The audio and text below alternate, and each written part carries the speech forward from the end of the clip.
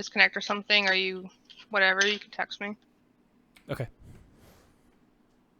Or me. I'm cool too. Okay. Poison John. One of these days I'll get Colt's number and I can text him all day. Please Complete work. the circle. Well, I mean, it's not like you just text ask me. I mean, you could just ask instead of dropping these hints like really Colt, big. can I have your phone number? Sure. So this is the insanity is like she doesn't text me. I don't text anybody. Right. So Don't even She just likes Uh-oh. the option. John, are you okay? Oh, yeah, I'm still here. Can you hear me? John, no, text me.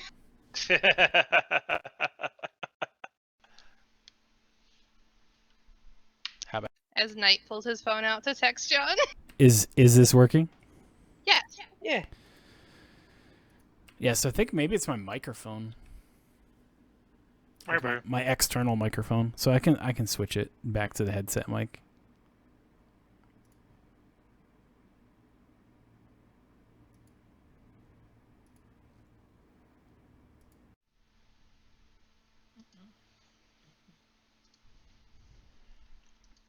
Okay.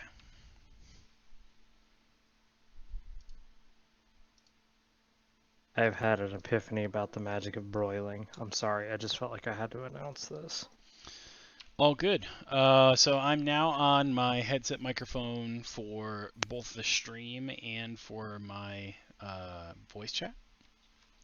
You really sound like a nerd. And you guys can still hear me just fine, correct? Mm-hmm. Sounds Yes, a little bit lower quality, but yeah. Because it is. Yep, Oof. because it is. It's you know it's not a cardioid condenser microphone basically is the problem, but that's fine. Okay, you just said words right there, and I'm scared.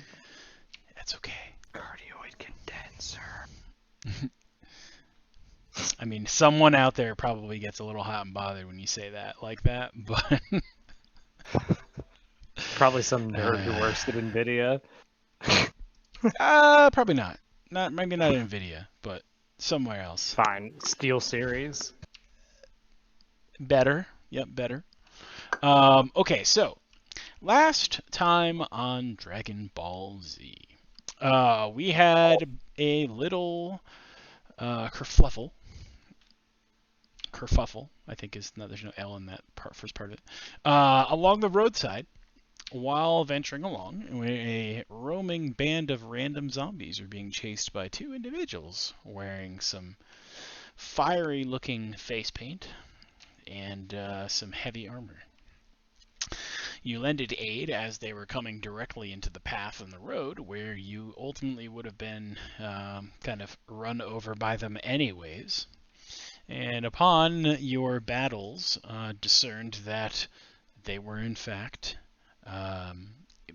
members or individuals that are part of this particular band of brigands that you are after, and the Chimera crew.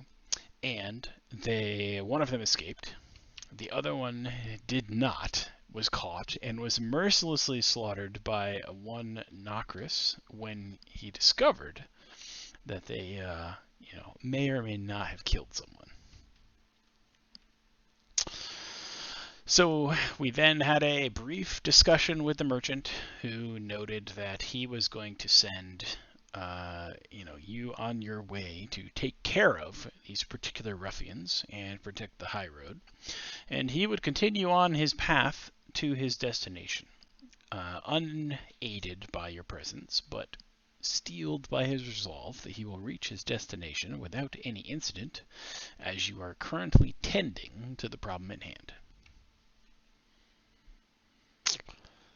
So, we find ourselves on the road, having sent the merchant on his way, continuing down the path. You see the path before you, heading briefly to the south and a slight turn around some trees. And off into the distance, in that direction, you see some foothills. But that is the direction that the escapee headed. and the area that you likely will have to go to make chase. Did I find my magic rope last session? You didn't find your magic rope last session. You may have found Koval's magic rope last session, but I don't think it listens to your commands, unfortunately. Damn. As much time You as you and unfortunately Koval have to spend know the together. command word for it. For the way that works. As he's still pretty pissed about all the damage and the literal beating that he took from this zombie that seemed to just hit him everywhere that it would hurt most. So he's already kind of mounted up and cantering off towards the direction that we need to go. Further If we insult are- to injury there as well is that these zombies that attacked you were covered in bird shit that had dried in the sun. So just FYI, you're basically beat down by a pile of bird shit with a moan.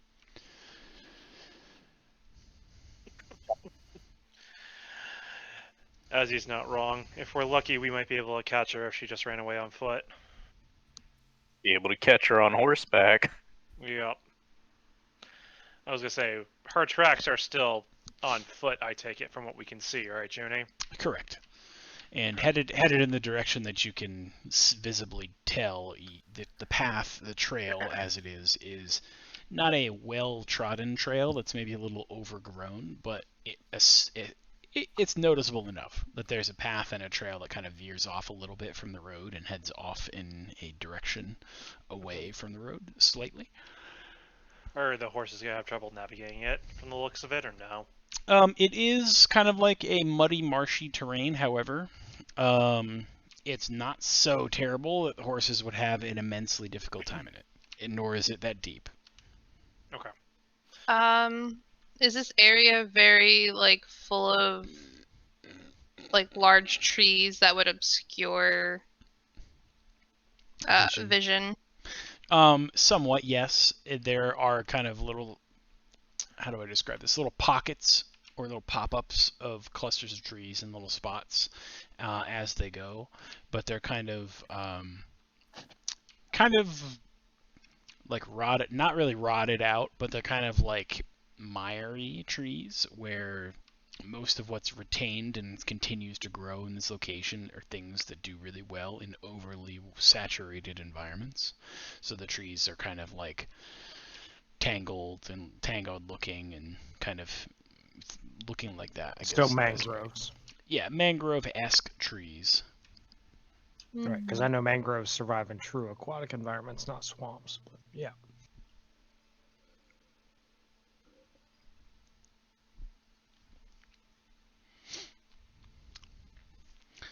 So it sounds like everyone wants to give chase. Oh yeah, as he's already on his way. Yes. Yeah, I basically mount up as well, as he has the right idea. If we move quickly on horseback, we might be able to catch the other one. And this time, hopefully, we won't need to gut her quite as quickly. Before Koval starts heading after Azzy, I'm going to kind of give him a look and put my finger up to my mouth like a shushing noise. But I'm not going to say anything. I'm just going to, do the motion. Mm-hmm. And I'm going to whisper in my horse's ear to stay with Nokris.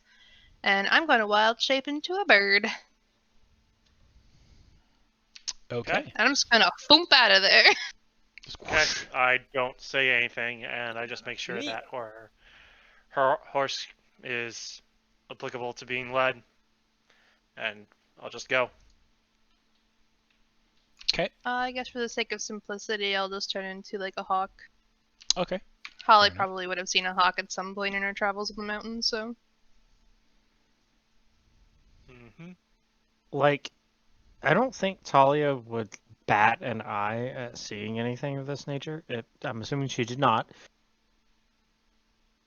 But mechanically and out of character, how many things has Holly fucking multi-classed into? I've lost track as to what my Just- guesses. I've only Are to- multi-class into one. I have my main class, and I have two classes effectively.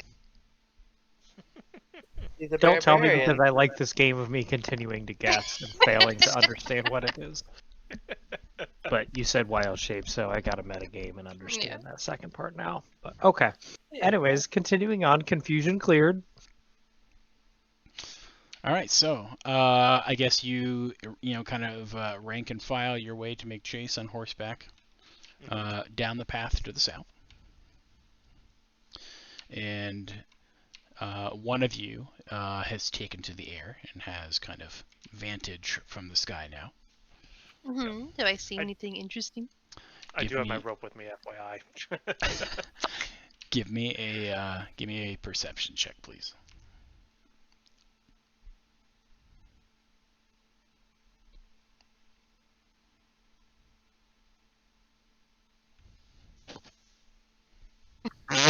Oof. So from your vantage in the sky, you see some treetops and some rocks, and you think maybe that was a rabbit over there that you are kind of interested in chasing after for a second. But other than that, you don't see much. Great. Roll's going real good tonight, guys. We're gonna do real good. Good, do great. Okay, Good. so Great. Driving everything down there. So, as you make your approach, winding along the path, you see around the bend of trees a slight height, kind of a quick plateauy wall edge to what I call what used to probably be a hillside of some kind that gave way and fell into the swamp from a landslide of sorts, leaving behind a nice little location up above, upon which sits a tower.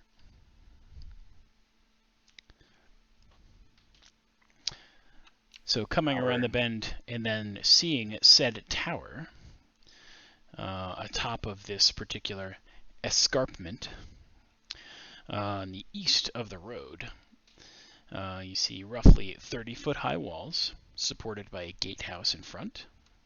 You see there are two short towers on the sides across from them, and one tall central tower, probably doubly as high as the walls. There is a large opening that has crumbled through the northern wall, and otherwise you can see that the area appears to be inhabited from the smoke rising from inside of the area, but otherwise you cannot directly see anyone currently.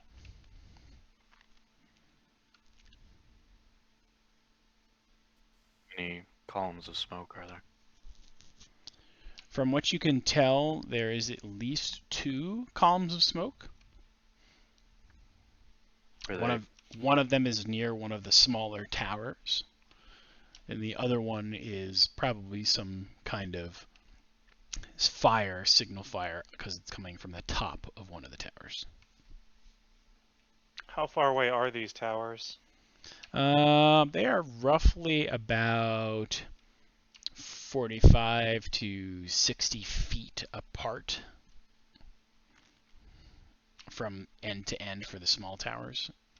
Okay. And the large tower is only, I'll call it 25 to 30 feet from each of the smaller towers, and it basically is in a configuration where it's kind of like the large tower is the back central piece, and then the other 2 small towers come out on a diagonal from them, and the gatehouse makes the fourth corner of like a square.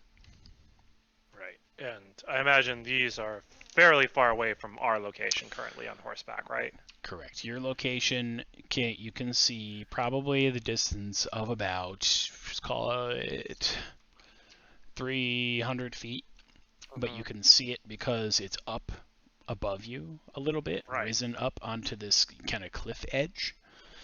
You can see that there is a path that winds past the tower and then loops back up that will take you up the wall of the cliffside to make it up there. Okay. Been traveled recently. Heavy boot markings in specific. As best as you can tell from where you are currently, it's been traveled, yes.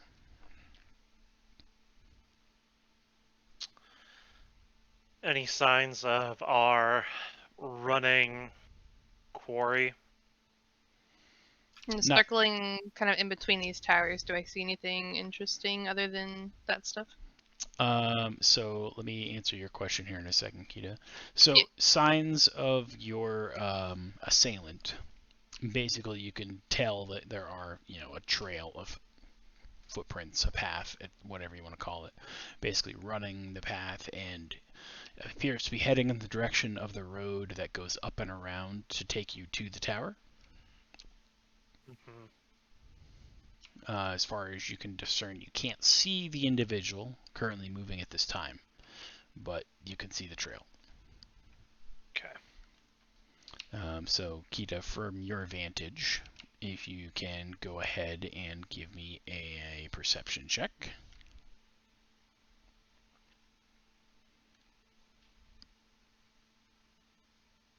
Oh, that's much better. Thank you.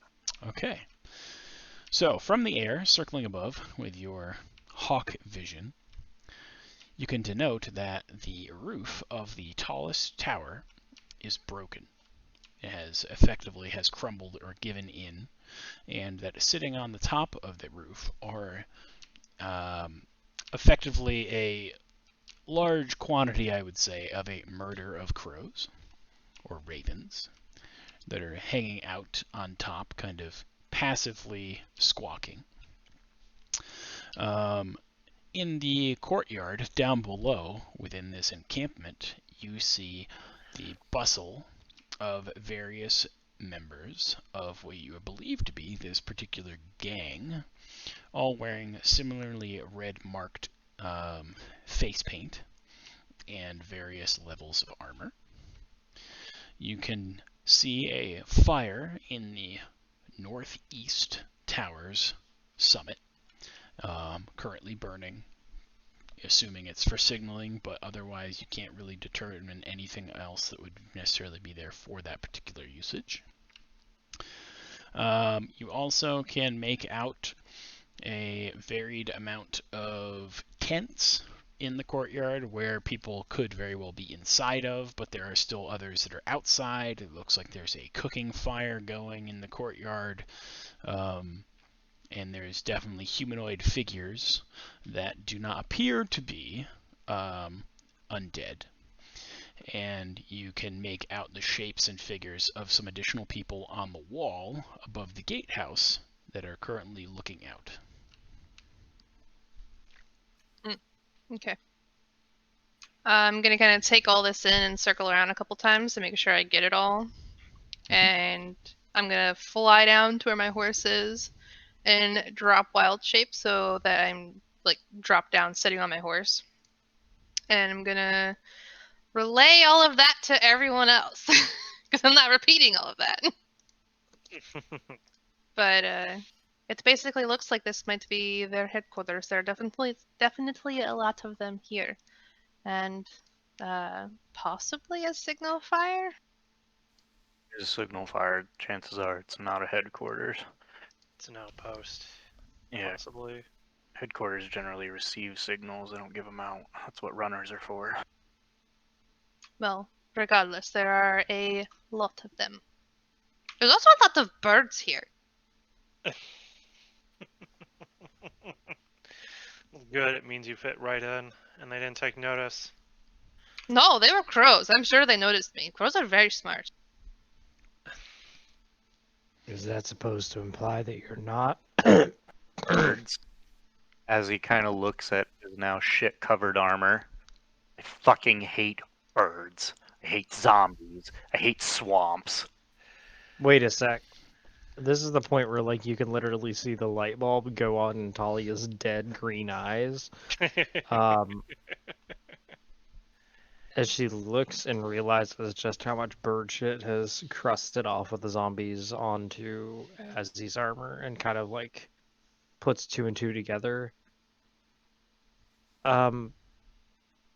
If the zombies came from this area, perhaps we should be a little more wary of more undead, perhaps. After all, it didn't seem like our bandit friends were very friendly towards the zombies. I mean, No. running away from them. I've never seen that before in my life, aside from running away from clerics, which those were clearly not. Then Speaking a of different clerics, kind of please be cleric. ready. What was that, Calorie? There are all kinds of clerics. They could have just been a bit more warlike than normal. I'm willing to bet they might have been running for other purposes, considering this used to be the domain potentially of a lich. The undead could have very well been following their last order that they were given. However many hundreds of years that was prior, or decades. Well, what was the name of that tower that they said that was supposed to be the base for the Chimera crew? I can't remember the Keen name Mind of it. Sailor. What was it? Inavar's Wow. tower. Yeah, Iniarvs. So, But would any of us perhaps be able to recall some history of the area to see if maybe there have been, like, groups of undead to surge forth, or maybe there have been issues with undead things here in the past, maybe? Well, previously Besides when the lich? Koval basically searched through his Right. knowledge, he didn't discern anything additional. yeah, Okay. Griselda gave us a warning that this place used to possibly be inhabited by a lich from the tower. Inavar's Oh, tower. okay. I And that didn't was catch that basically part of it, is what I that said. a lich owned it, ergo, I'm erring on the side of they're probably undead guards that could still be here that just were never caught, and they're just obeying the lich's last orders that they were given, whatever they may be.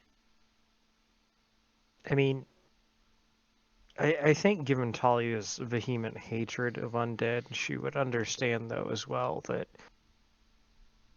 even if undead are created, especially weaker forms, such as zombies, animated skeletons, even some of the more or less intelligent forms of ghouls, once an undead creature is created, it must be controlled at all times, otherwise the magic simply fades.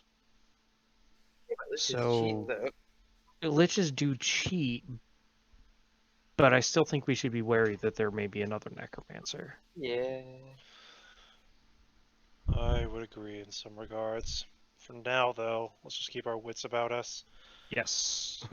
Wits about us, fire ready, cleric who demonstrated holy power, as she eyeballs Holy. Cowrie. It was holy power. Well, you worship Kelmvor, that's still holy, isn't it? It's holy in the flavor of necrotic. Holly, Hey, darkness can be holy too, just not evil. about Mhm. how long would you judge it's going to take us on horseback to get to this outpost? It will take at most like 5 minutes. Thanks. Okay. Holly's gonna slip the bone mask out of her belt and put it on just in case. Are we going to go in blazing, or do we want to hold off and do a more surprised approach for them? Last time we went in blazing, it hurt real bad. Yeah, but there Agreed. aren't aimed at us this time. Being said, as he kind of brushes himself off a little bit, I'm not in tip-top condition, so if we're going in, I need a shield mate. I got you. I can be nearby with the shield as well. While I'm not particularly skilled at protecting others with it, I can still provide a tempting target. Keep them off of you as long as they're targeting you. Can do. That being serious, I'll also get my shield off my horse's saddle. Well, in the part that I keep it in. Azzy, come over here, as I Mm. motion to him.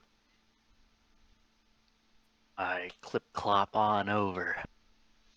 You're healed for 15 more points as I place my hand on your shoulder and divine energy goes through it to you. Well, thank you. You want it?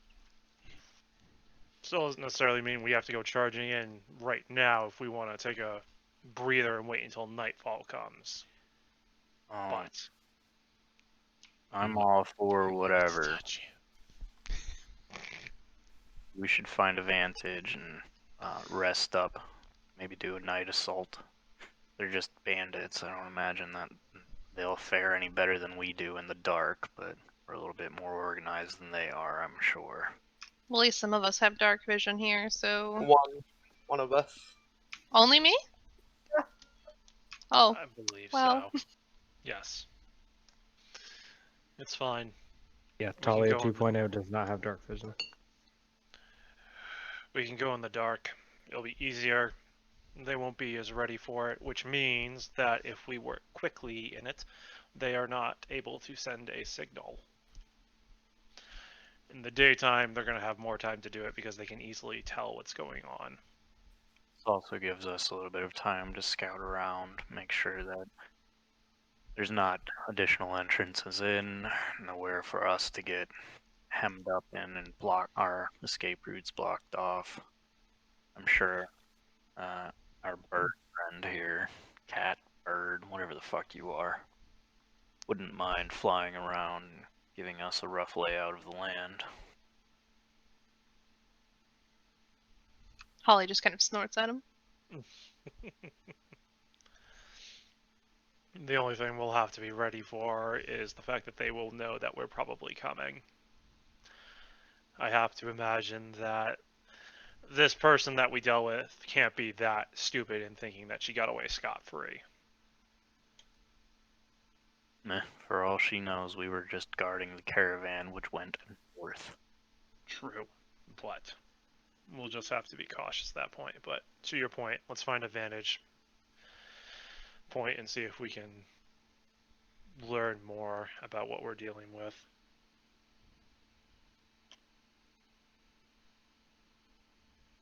So, the plan, I guess, is, Junie, that we're going to continue down the path, but we're going to try and veer off of it a little bit to see if we can get a height advantage at some point before we actually go to this outpost / encampment that they have, so that we can kind of get a lay and maybe rest up a little bit before we deal with them. Okay. Yep. Okay. So basically, down the road, as you get to the turn to start heading up the side of the cliff, you could potentially find a location if you climbed a little bit where you may be able to get onto an outcropping that's able to take a view at the particular tower from probably about the equivalent of 70 or so feet down away from the gatehouse at like a similar angle, so you'd get up a little bit to potentially try to see over the walls a little, but you wouldn't necessarily have vantage to see the gatehouse, only the opening of it. So you'd be able to see in a little bit into the courtyard, Right. but that's probably about all. That's probably about all the verticality you're gonna get. That's fine. I imagine we'll take what we can get. Agreed. So Yeah. we'll go for that. Does it look like the climb's going to be a bit arduous, or is it going to be? It's not too bad. It's Okay. It's rough enough that there's enough footholds and handholds and everything to be able to climb it without too much challenge. If it was like a sheer face, then obviously it would be a much more difficult time. Right, and the horses are going to have to stay below, obviously. Right. Okay. So we'll do that. I guess when we get to the cliff face, I will go up it first, and once I'm up there, I will take out my animated rope, put it around a rock for stability, and then have it knot itself so that some of the others you might not be as physically fit to climb as me can make use of it if they need to. I think it's only going to be relatively one of them with Talia, but I'm not 100% sure on Calorie yet. Okay. Only one of what now? Who might need assistance climbing in some capacity. I maybe. think I should be fine with climbing. I mean, we're descending, right? No, No, you're we're going up. Oh. Oh, how high are we going? Probably about the equivalent of 20 feet. Oh, yeah, I should be okay to do that. I mean, if I fall, then I make a loud clatter and Or we go arthritis gets out. blazing. And you pop out your hip again. Have to go with What? the D6 I've for never arthritis. popped a hip. All right, so Calorie. so Azzy made it up there without any problem, for sure. Okay. And then let me just roll my athletics. Another What success. the hell? We're twins. Calorie may need a little hand getting up. Everyone's rolling 22s. What the fuck is going on? Yeah, 3 of us rolled This is a 22. Strength check, you said? Or athletics. Yeah, athletics Well, check. strength athletics, yeah. So, alright, let me see where that's at. So obviously Calorie is having struggling a bit. Hey! I actually have athletics. Dope. I actually have advantage on athletics checks, but I guess really didn't need it. I see Calorie having issues. I'll lend him a hand so you have to make sure he gets up there.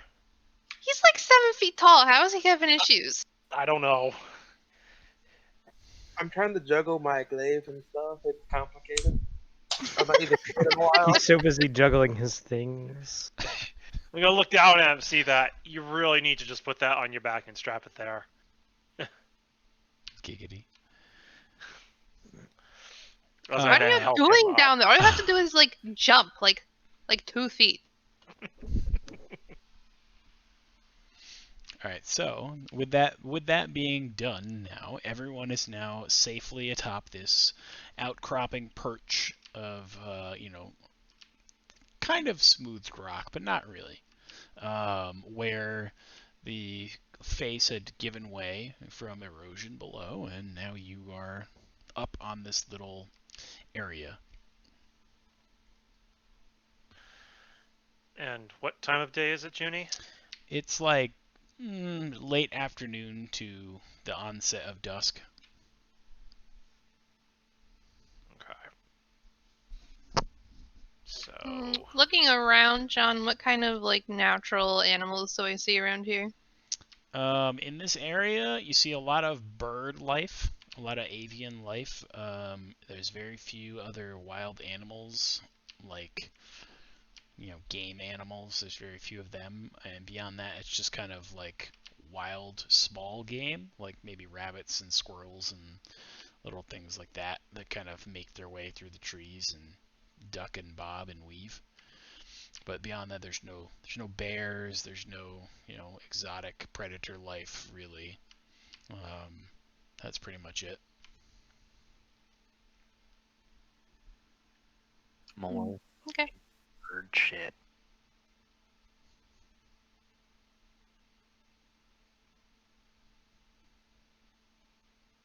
I guess as everyone is, as everyone's like setting up camp, I'm gonna just kind of drop my stuff off, and I'm gonna pop into a little squirrel. I'm gonna take 10 or so minutes to observe some of the squirrels around, because I don't know if Holly's ever actually seen a squirrel. So she's gonna pop into a squirrel wild shape, and we're gonna go exploring and see if we can get a little bit more lay of the land around here. Okay, very well. So your squirrel explorations. You basically, I'm assuming you're just looking around the area that you're at, or are you specifically targeting the area around the tower? Kind of the area that we're at, but also exploring like between us and the tower, to try to find and see if there's any like traps or danger or anything that like I should report back. Go ahead and give me a perception check.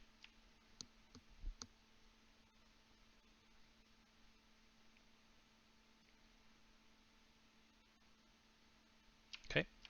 So in between the distance that you see from where the camp is set up to the tower, roughly, like I said, roughly 60, 65 feet, give or take, you're kind of on a parallel vantage to the gate of the tower. I guess it's not really parallel, but you're basically at the same line with one of the towers, so you can't really see in through the front gate. But you basically can make out the three towers distinctly. You can see inside the courtyard from your vantage above, and you can see some individuals inside, basically hustling and bustling and hanging around to cook fire. You denote that the terrain leading up to the tower is basically just kind of a loose, rocky, and almost kind of like washed out like landscape. Mm-hmm. It's kind of like not really like it's muddy or boggy per se, but it's kind of like almost like a clay or like a highlands dirt where it's very soppy and soggy to kind of go through. It doesn't have the consistency of mud, but it will kind of give way easily underfoot. You see, as you view towards the towers, you see that there is a indentation going around the tower structure that looks as if it used to be a moat many, many years back. However, with the change of the landscape, much of the water has effectively left and been soaked into the ground and whatever else from the erosion that happened. So the water table here is still high. However, it's basically only like, at best, a 10-foot deep ditch where all of the kind of like sides of the moat effectively have eroded in and widened it, but have like raised the bottom, so it's not as deep to traverse. It would be effectively like stomach to chest depth to cross through it, but it would not be such a thing that it's insurmountable. How like wide is it? From side to side with the erosion, it's probably about 10 to 15 feet. Okay. As I'm kind of exploring nearer to this encampment, do I hear anything? Do I hear any of what the people are saying? I don't want to get close enough that I could like potentially be spotted, but I just want to kind of like hang onto a branch a little bit and just kind of see what I hear. So, listening in, you kind of hear the communications and the talks of people discussing food and needing to drink more. But beyond that, you don't hear anything of importance about what's happening inside or who they are. It's just kind of the random somebody's, looking to get drunk. Another person is pissed off at so-and-so for the thing that they said. Basically, your standard drama and people trying to make their suffering a little easier in their conditions. What are the crows doing? The crows are on the top of the roof of the large tower, and as best as you can discern, they are simply doing a lookout and looking for potential prey and or a snack, should they come across one. However, for you, they don't eat squirrel, so you're fine. They eat bugs. Crows don't eat bugs. They don't eat ground mealworms and stuff like that. I mean, yeah, I guess, but right, but you're right. a living squirrel. They're not going to try to eat you until you die. They might Crows try to don't bug eat it, you. shit. They might decide to if she keeps looking at him, though. Right? All right. Well, yeah, John, she's asking for it. yeah. I mean, you get ready. I'll start No, rolling for no, crows. I'm She's just giving them keeping an eye on the crows. All Okay. right. Okay. Just watch behind you, because you never know when one might circle around on you. Fuck you, John. She giving them crows the old stink eye. All right. I'm gonna head back to camp and just kind of relay everything to everybody about the moat, about not really hearing anything important, so they don't seem to be on high alert. And just about the terrain in general. Okay. Don't waste time. Shut Yes. up. Yes. For Cowrie, it's like waist deep or a little less. Oh, good. That means you're going to be able to ferry me across so I don't get wet, right? I could take a chance at throwing and see how far you get. But Trust me.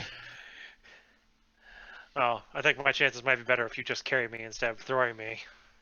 I don't want you trying to juggle me like you were juggling your glaive earlier. I need practice for the angry kitty in the combat.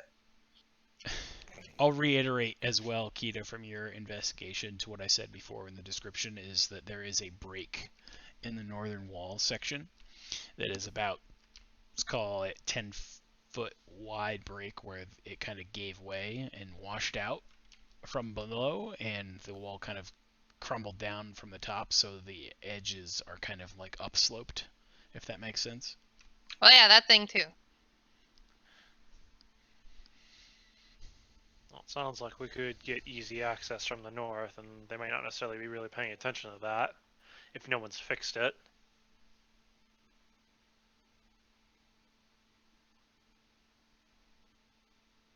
How long should we wait before striking though? Just at night, or do we wait closer to before dawn?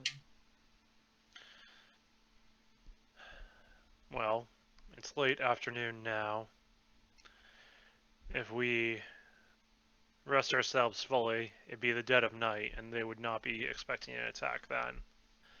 We would have a problem seeing things, but we can probably be rest assured there's probably some fires going in that camp when we go. Most of them will be asleep, or, as Holly has indicated, drunk off their asses. Based off of what I saw, both as a squirrel and a bird, John, are the majority of these people humans? Do they seem like they're human or elf or? Most of them seem human. Okay. Some may be kind of like a half-breed of some type, but most of them are all human. Okay. Ha, half-breed. Yeah, I still think we should take a rest and try to go at night. I know the rest of you don't have dark vision, but I have that one means detection. that the majority of the people in this camp also don't have dark vision. Agreed. I think striking at night will be our best opportunity.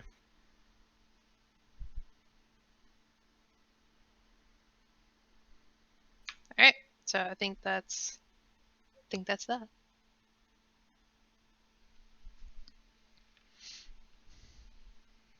Okay, so you basically are at more or less a little past dusk now, so it's fading into nighttime. Everyone is now back at the camp, where you have effectively set things up. Mm-hmm. And then you can make a determination if you want to try to short rest before you head in, or what you want to do. That's entirely up to you. If we do a long rest, that'll put us pretty much in the dead of night, correct, Junie? I think it Correct. gets pretty. Okay, that I thought it was closer to earlier than. Okay, yeah, that would work.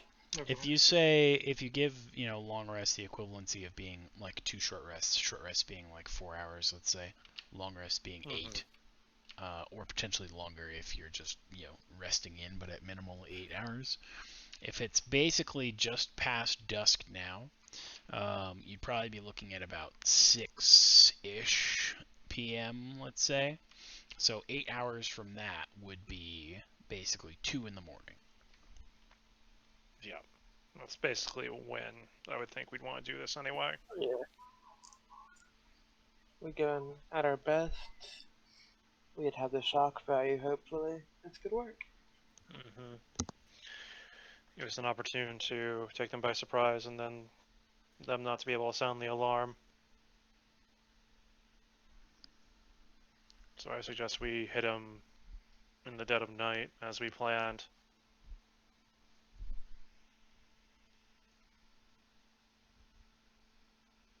I'm gonna rip their hearts out. That's why you need to take a sleep. I will take either second or third watch. However, we're gonna do that because I have dark vision, so I'll at least be able to see a little bit better in the dark. Mm-hmm. I can go first watch. I'll take last then. Okay. So we have 3 watches. You are on a cliff encampment, about 20 foot up off of the little winding path. And you may take this as a shock, but not much tries to come up this way. So basically nothing affects you during your evening stay for your watch. Then we all get a long rest. Yes. Yeah, long rest button, go! As he's back to not being half dead. Smash that rest button. Oh, is that what D&D influencers are supposed to say on their YouTube channels? Yes. I guess. Instead of like and subscribe, you gotta smash that red button.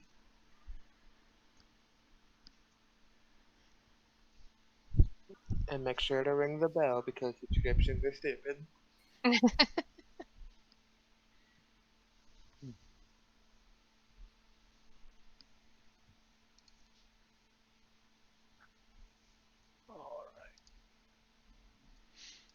Alright, so 8 hours have passed. It is now about 2-ish in the morning.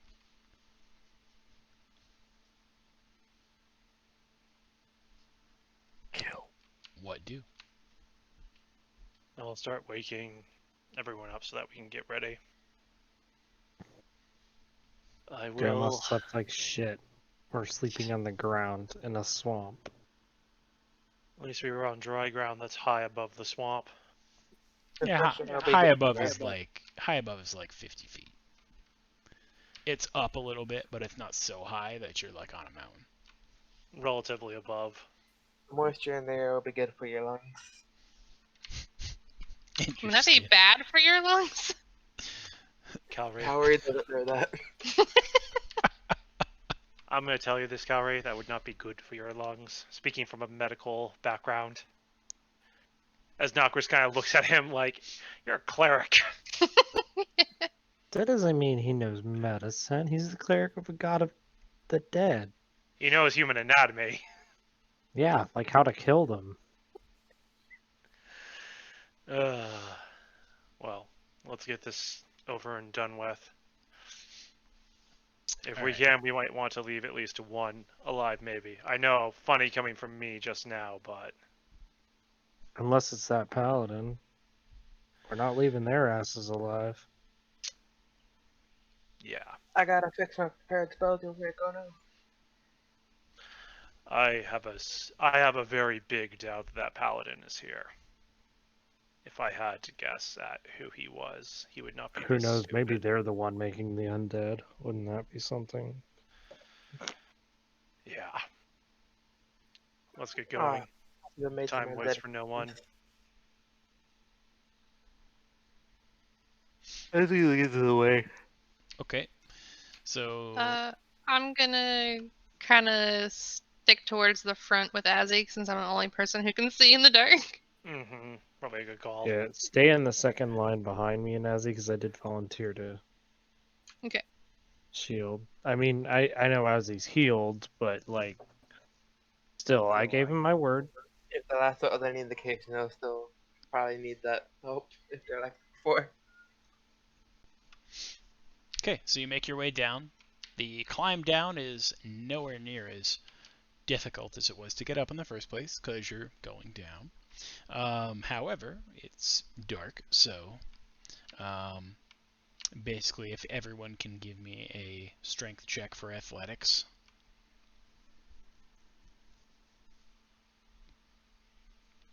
I just want to see if we have any mishaps.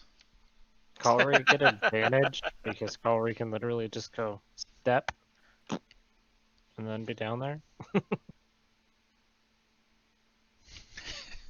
Your guys' athletics rolls are 22, 22, 22, 22, 22. I know. It's very weird that I got 2 22s in a row. Grandma hasn't had her coffee. Stop laughing. Okay, so no one has any issue coming down. You all make it down onto the path.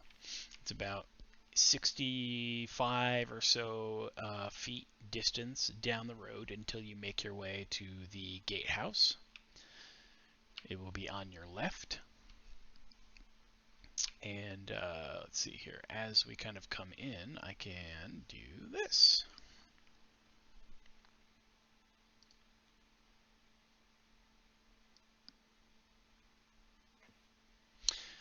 Oh, before I do that.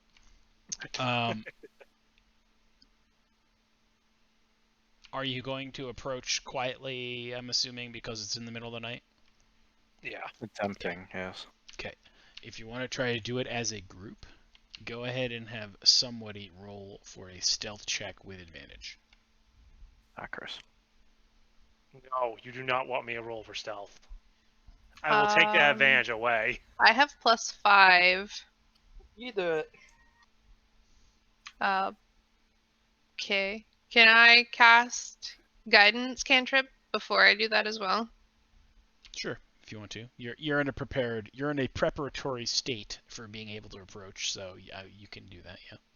Alright, so that's my guidance. You said a stealth check? Yes. With advantage. Because Yeah, basically we're rolling for the group right now. Well, that's a 9. So, I have split mail. I would have taken that advantage away, so I would have just had a straight roll.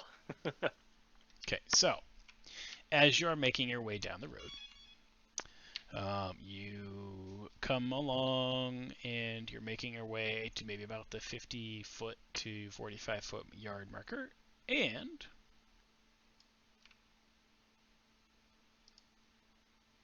hold on, I have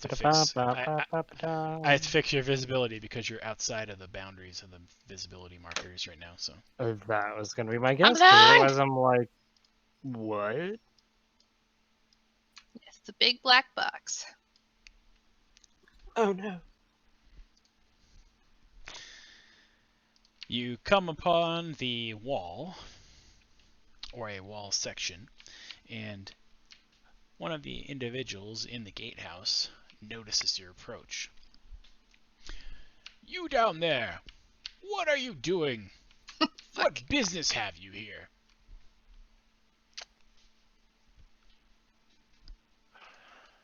Holly doesn't say anything. She just slides the bone mask back on.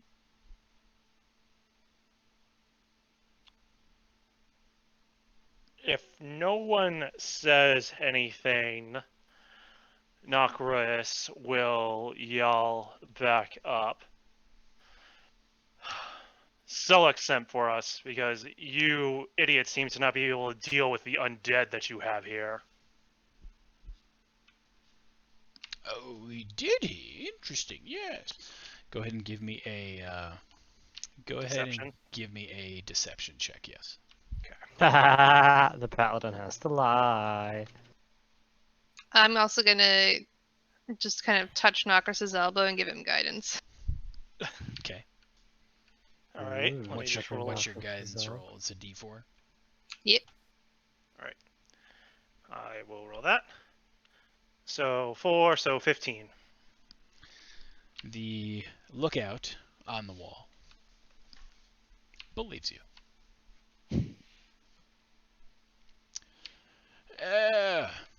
Barney, open the gate. Open the gate. We got some latecomers here. because she believes me, I audibly grind my teeth a little bit. Because not so that they can hear me, obviously, but anyone in the group, so mostly Azzy and Holly, can probably hear this very clearly, that my teeth actually grind when she believes me, and she tells to let us in. Easy there, buddy. We've got a job to do. I have a job to do. We need to get through the wall before we can just decide to strike. Eyes on the prey, not the horizon. Prey is the horizon. As I move forward.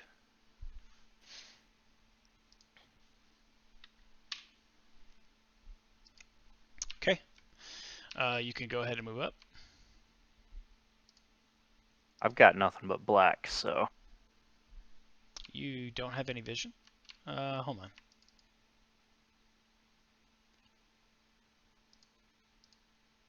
I just had him refresh the page, so we'll see in a sec. still nothing. How about now? Yeah, there we go. Okay. Does anyone else still have issues with that? Nope. I got I'm lots of not dynamic seeing lighting. anything. What was that? Slowly slipping into a food coma. I've got just a black box.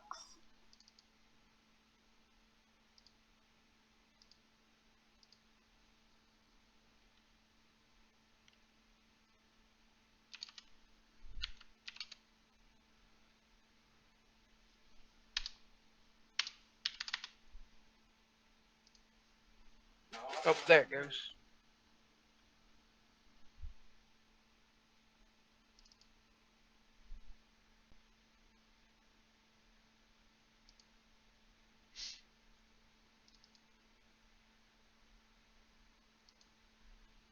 Okay. So as you start coming in through the gate, the guards up top basically have kind of relaxed back to a normal posture and are kind of doing their usual lookout thing. Mhm. But I assume that everyone will effectively try to come in through the front gate at this point. Yeah. Yeah, let's go through the front door.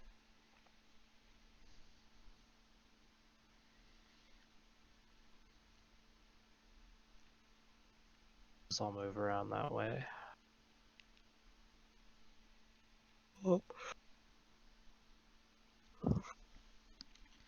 So, coming into the courtyard, you can see and feel that the ground beneath your feet is very squishy, is the best word I can determine to tell you.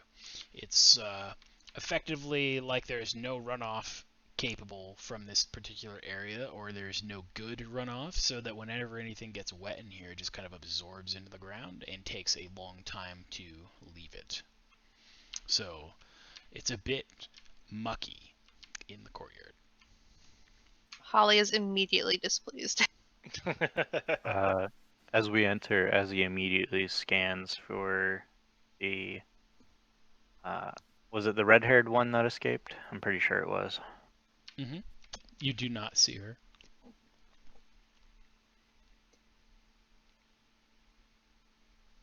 What are the crows doing? Crows are just sitting on the tower, pooping all over the place.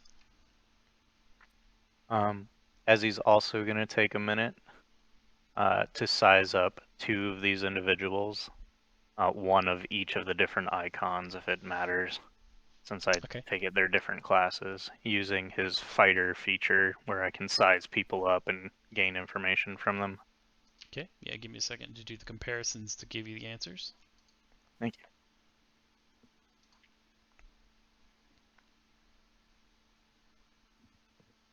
I'm just trying to get a good look at the area.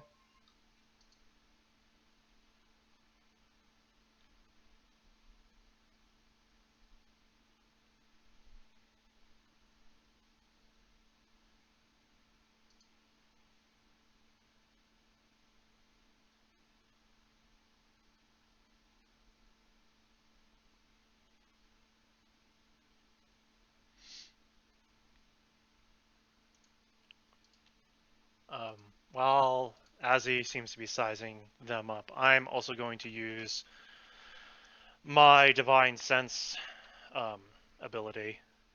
And detect good and evil until the end of my next turn. I can sense anything affected by the hollow spell or the known location of any celestial fiend or undead within 60 feet of me that is not behind total cover. So among the individuals and things that are present here in the courtyard, you do not have a sense of anything evil or good present. Okay. Other than, you know, most of these people you think probably are on a little bit on the bad side, but nothing is really telling you that they're evil as fuck. Okay.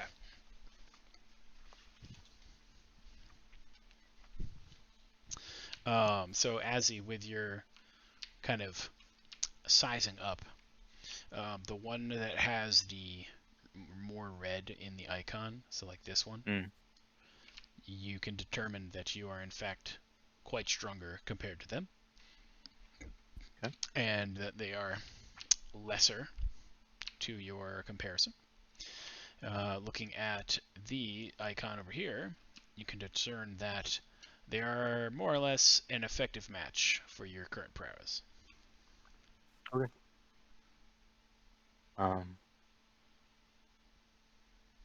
I'm going to... I take it this campfire has food around it. Correct. I'm going to make my way there.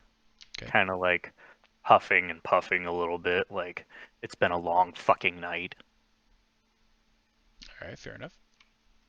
And I go and try to grab a bowl of that food. Okay. Go right ahead. Nobody really stops you. They kind of look at you like, oh, you're showing up now, huh? Coming in kind of late.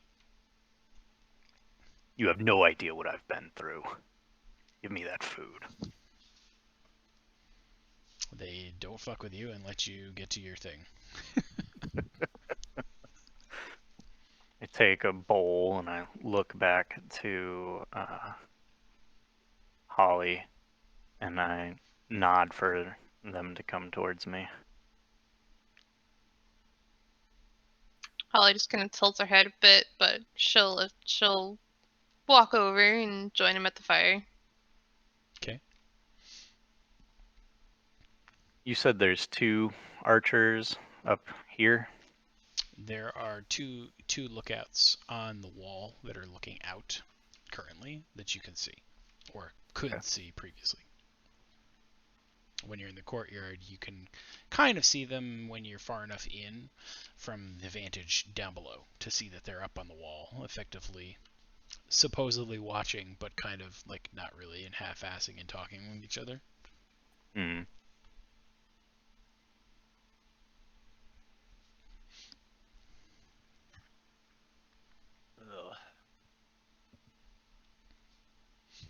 I reach for a bowl of food as well, and I begin eating it, and I mutter, I can't believe that she made us travel to this goddamn place. I hate swamps. One of the other individuals there around the fire notes his disapproval with you in agreement. It stinks, it's wet, you can never get dried out. I don't want to be here any longer than we need to be. How much longer is that? When we're told we can leave. Holly rolls her eyes and starts looking around. Where's the ale? Where's the mead? I need a drink after this. One of the individuals off by one of the tents takes his foot and kicks one of the barrels. This better not be your slop we're standing in either. Oh, I think it's everyone's slop. Just take a look around this place. Where do you think it would be? Are there any, like, semi-clean tankards around that I could pour myself a relatively... You know what? I don't even care. I'm gonna pour myself... I'm gonna pour myself some fucking ale. Okay. Are there any relatively clean tankards? You know what? Fuck this. Fuck it. Okay, pour yourself out. Okay, So I'm just gonna kind of roll my eyes at these guys again and just kind of meander off.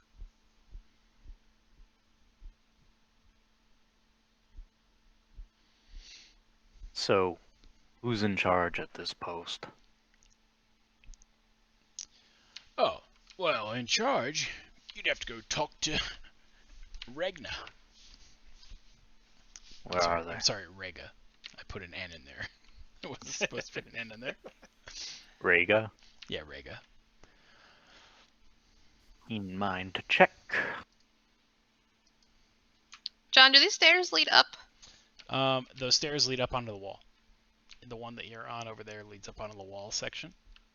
Okay. If you want to actually get up on the wall, I can move you to up on top of the wall. But I would say don't wander too far while I'm ongoing other elements. So what were you doing now, Knight? You said something check? Oh, yeah, keen mind check for that Okay. name. Okay, gotcha. Where's Rhaega? Oh, Rega's in the north tower over there. It points to the northeast.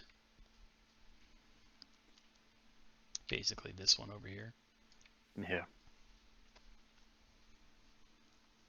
How many zombies have you guys come across?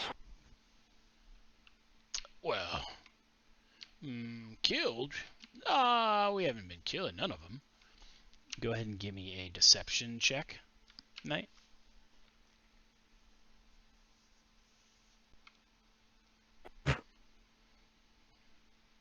What do you mean you've been killing them? That's not what we're supposed to do.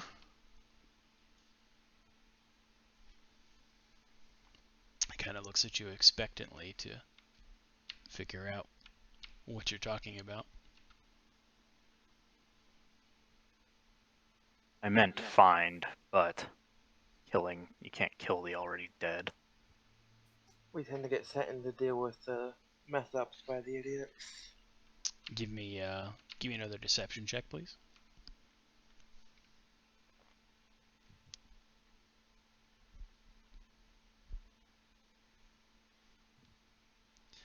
Well, we didn't really have to find many at all. They were kind of brought to us here to keep an eye on, but yeah, I mean, I suppose you kind of find them in a way of sorts, right? He bought your cover.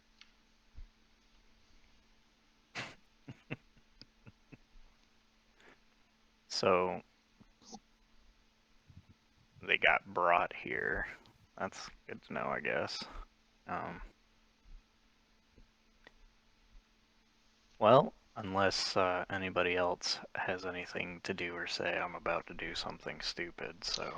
Alright, so Kita, if you want to be exploring or looking around on the stairs and things like that, you can do that now. Then I will kind of phase through what you're doing in the background while this discussion is happening, so I can keep track of what you learn or discern from that. But just let me know what you would like to be doing and where you would like to go. I was basically just trying to get up on kind of not really on top of the walls, but just kind of hanging around like the stairs at the top to try to get a gauge for how many archers are on the walls. Okay. So the challenge for me to kind of lay this out for you is that there's no real easy way for me to do this, but basically if you go one step farther up from where you are, you wind up over here. And that's basically like you see how the walls there, and there's a closed gatehouse or guardhouse, whatever you want to call it, to the tower to your west. And you can see the doors of the guardhouse to the northeast. And across the way along the wall are more doorways into guardhouses for the upper segments and sections that are in the gatehouse.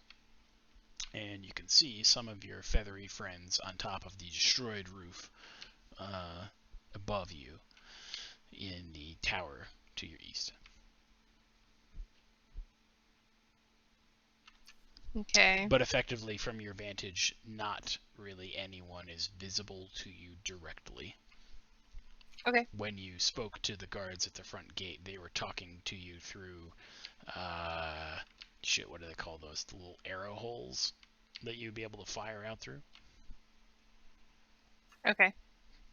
So basically, So basically, all the archers are like guarded on these walls. right, they're inside of defensive positions where they can effectively look out and be able to shoot out with a minimal amount of chance for you to shoot in at them, unless you join them inside of the particular area. Okay. You want to go back down? I'm taking. Yes, please. I don't like these crowds. I'll ask a question before as he does something stupid. I'll eat some of my food and then I'll ask, "Where is Selleck? I need to report to his ass because he dragged me all the way into this damn swamp." So one of the people standing around the fire eating kind of continues to just chew and look over at the tower to the northeast and point his finger, not out audibly giving you an answer, but simply Right, but pointing the way. over here, basically where Rega is. Got it. Correct. I simply nod.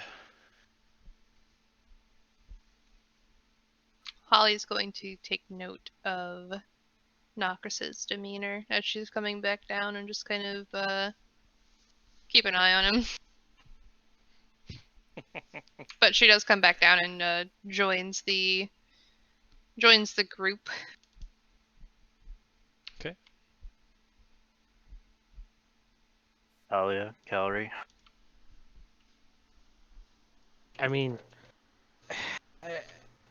after Talia kind of figures out that they're not trying to kill the undead, but they're basically acting as shepherds for them, I mean, she's doubly disappointed at this point.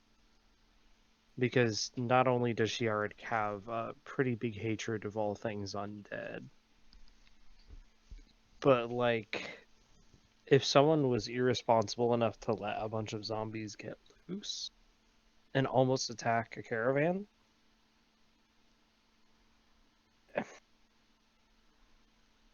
she's just got that, like, quiet, angry grandma look going on.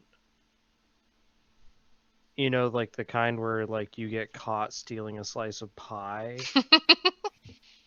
and Don't she you just let the turns cat and pie cool? scowls at you. Yeah, like that kind of look. She slaps your wrist and then hits you with her little handbag that's full of like 87,000 nails and metal packs and things that are just make it look godly strong and heavy. Or in my case, I'm just gonna say flail. Right. Yeah, that's about where she's at. She's at this point like almost pacing like angry granny, but she's like dead silent. Not quite to fuming, but there. Almost Question. Would I notice anything about Azzy, like being tense or anything, like getting ready to do something stupid? I would have to know what Azzy is attempting to do and whether or not it would require something that would have tension to do something stupid. So he can let me know directly if it's going to be something to that point. And if it is, you can then do a perception check and we can discern if you are able to detect that. Well, right before I do something stupid, are there anybody in these tents or are they empty? As best as you can tell, the people that would normally be in those tents are currently out in the courtyard, which strikes you as a little odd. As he finishes his bowl and kind of loudly drops the spoon and the bowl and looks at his comrades and makes eye contact with each one of them and smiles and says, "Well, time to kill the idiots, right?" That's And what we get paid for. with that, will rip out his long sword from its sheath. Okay. And as this is happening, seeing as he drop everything and get that grin, Holly is just going to immediately perk up and she's going to say, Calorie, over here now. Because I am very concerned about Calorie being all the way across there with like 3 archers.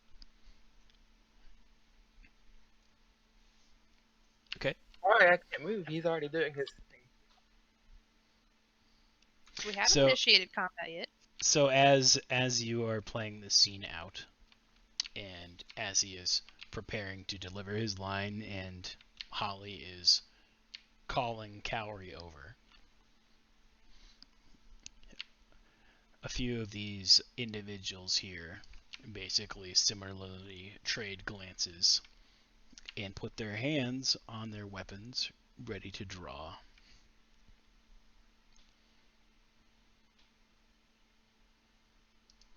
Tipping their hand. And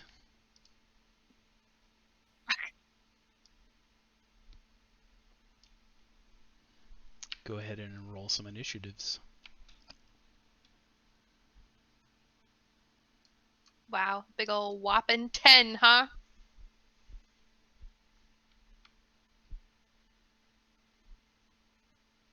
I'm just shocked that it took this long for the hotheads to decide to fight. I don't get like my. You don't get your surprise attack because they're ready for you. So even if you now do your line delivery, which you could still do, they're ready. John hates Because that I for will, me. because I will describe the scene in a moment here, once it begins, once we have initiatives rolled.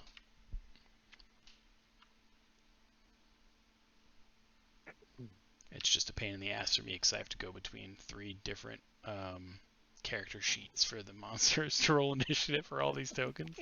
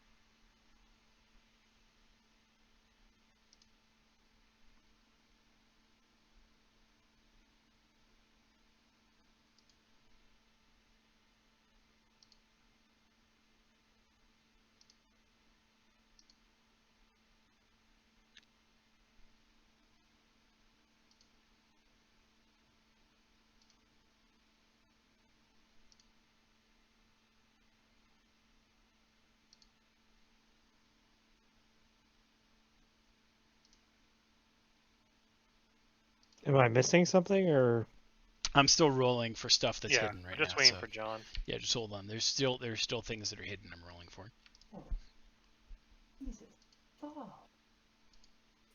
I went up against the wall because I don't trust that we're in a base and there's this many people on screen already. Okay, that'll do for the moment, and we'll see if I have to do anything else. So yeah, Azzy, if you would like to now deliver your line about killing the idiots. I already did. Okay, perfect. So timing of that is such that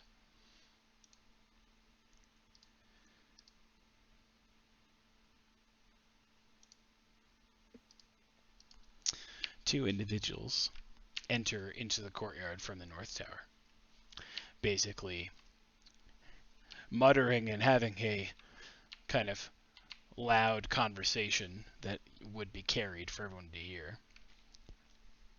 Rhaega, who is, gosh, where's her description card? Shit. Fuck. Where is it? Here we go. Rhaega. Is a female human. So as she kind of escapes out of the door, she mutters to the individual in heavy armor next to her. There's no way you are this correct. I don't buy it at all. You say that he speaks to you and tells you things, but this I cannot believe. Almost to the moment you told me this would happen, and yet here we are.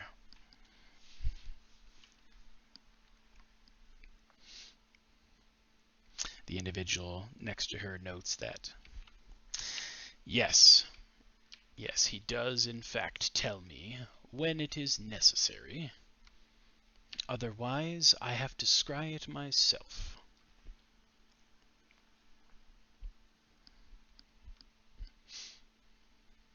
In this brief moment of interaction, and the fact that everyone around the campfire is effectively now somewhat surrounded and looking around at everything and surveying it, Nokris, you catch a glimpse of someone that you remember. A remembrance of your past.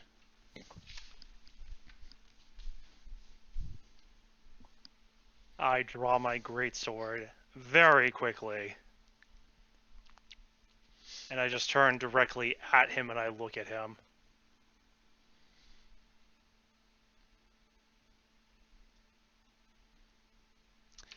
And he meets your gaze, looking at you. Well, it has been quite a while since we last met.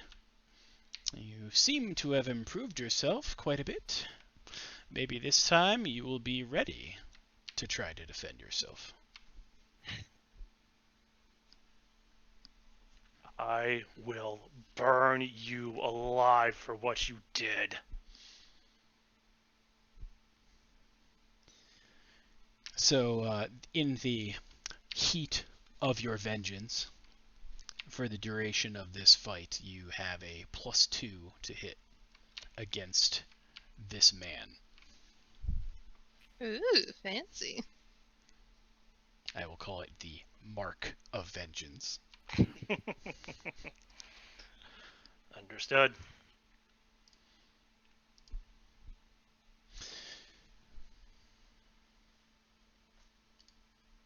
I'll put the radioactive symbol on.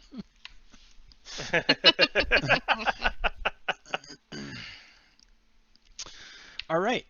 So now that the scene is set, no one truly has advantage because while Azzy was about to spring a trap on them, they simply deflected the particular trap that was laid because of the fact that they were tipped off by some foretold vision that you would be coming and to be ready for you, which is why no one is sleeping in the tents and everyone is awake and eating in the courtyard.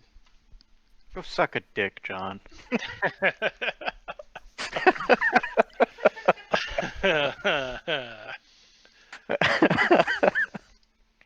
Thanks, John. I'm going to be hearing about this for the next week. I thought I was so cool, but no. I'm sorry. It's like they counter trapped your trap. I don't know what else to say. All right, As he's walking in here like he's so fucking cool, sitting down, demanding food, and these people are just like, this fucking chode. Pretty much. Alright, so, that being said, combat can now commence. So, first and foremost, this particular individual here, a scout, a archer, sizes up the current allotment of individuals and takes a step back towards the wall, drawing an arrow and targeting at Cowrie, standing by the wall, and will loose an arrow to try to see if they can hit him.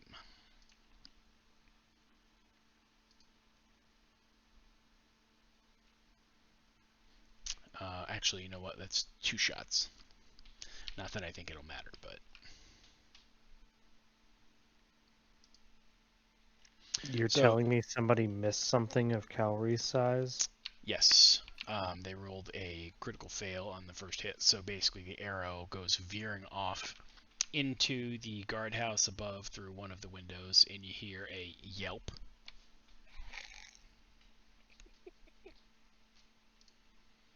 Like a painful yelp or a surprised yelp?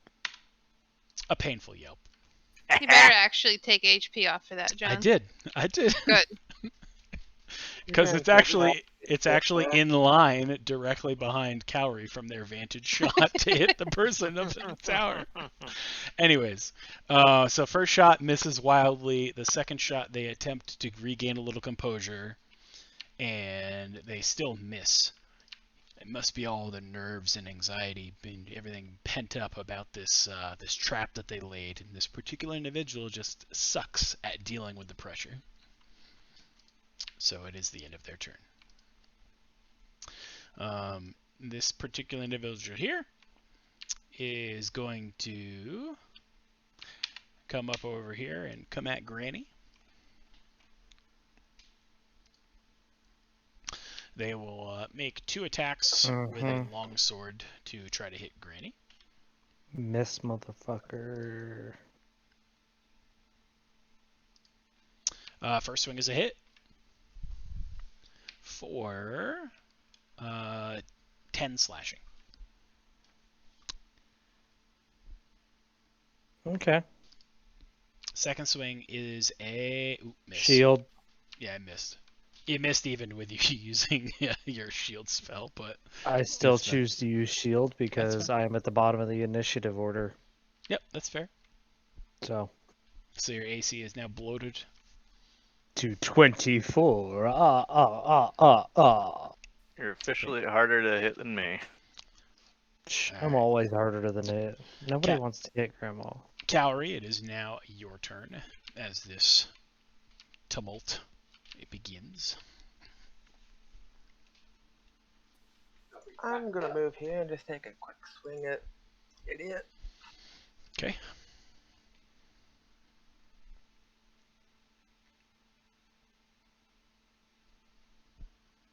A 15 is a miss.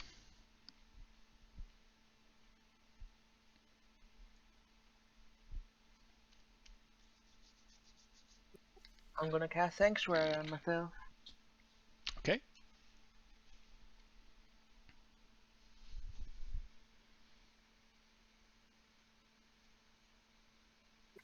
My turn. Sounds good. Alright, so it is now this guy's turn right here. Drawing his weapon to meet Azzy as he draws his in a fierce, quick clash. And then his follow-up swings after the deflection to attempt to counter and hit you. First swing is a miss. Second swing is a miss, as you are ready to meet his blows. Now it is Rhaega's turn. Surveying the lay of the courtyard here, Rhaega takes a step out a little bit and readies their crossbow. And it fires a round across the courtyard towards Nokris. I'll go ahead and impose disadvantage on that. Okay. Imposing disadvantage.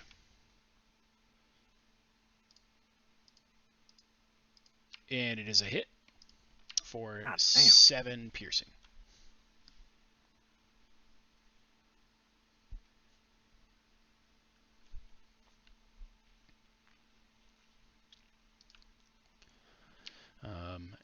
Up in the gatehouse above, you hear some muttering and shuffling as somebody fumbles one of their arrows and basically drops it carelessly out the little shoot hole that they've got, as if they went to draw it back and kind of prematurely let go, and it just kind of fell forward out of the hole off the bow, like a again, like an idiot.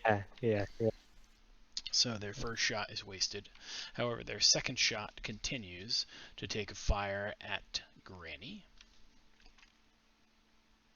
AC 24. So the scout crit. And if you want proof of it, I can show it to you, but they rolled a 24 for a crit, for the hit. So it will be a total of 12 piercing, which is comical because they bumbled the first shot. 12 piercing to who? Granny. Oh. Hey, you wanted to be in the front line this time, remember? I did. I haven't been hit in 2 sessions. So This is a legitimate crit. I had it coming to me. At this point. Wait. This is a legitimate crit, he says. Yeah. As if the others were not legitimate. No, those were legitimate. Some of those were also like a 19. This implies Better that they were illegitimate crits. Well, there can be illegitimate crits. Have there been? Maybe. Have there been frequently? Maybe. I don't know. John, Yes. John, you're hurting my feelings. I fudged half of my crit. I told you last time that I did not fudge any of the crits that hit you. And I did I not know. fudge any of the crits that hit you. But you would say that. Okay, so the next individual in the little arrow holes in the guardhouse takes his turn and will try to shoot at Cowrie again. Or rather, Cowrie this time. And the first shot is a miss. I think he needs to pass the wisdom check before he can attack. Oh, that's fair. So yeah, let me do the wisdom check. 18. Okay. What was your save against for the sanctuary? 16. 16. Okay. So yeah, 18. So he passes the check, but he misses. Does he have to do a second check for a second attack? I don't think so, right? Anytime a creature attempts to attack the warded creature, Right, the warded target. Yeah, so let me do another one. Jesus Christ. Alright, so he rolled a 20 on his check, but the second shot misses. So he's got wisdom for days, but can't fucking hit in the broadside of a barn. Got it. That fits so well with that cowrie size. So then on this side of the guardhouse, or the gatehouse, I guess I should call it, you hear someone basically cursing, and you see them come out through the side gate and hop down from the wall.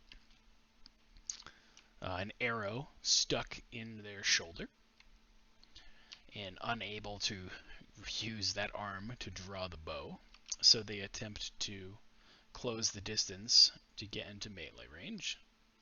Let's see, do they have enough still? That's 5, 10, 15, 20, 25. And they will attempt to hit Granny with a short sword,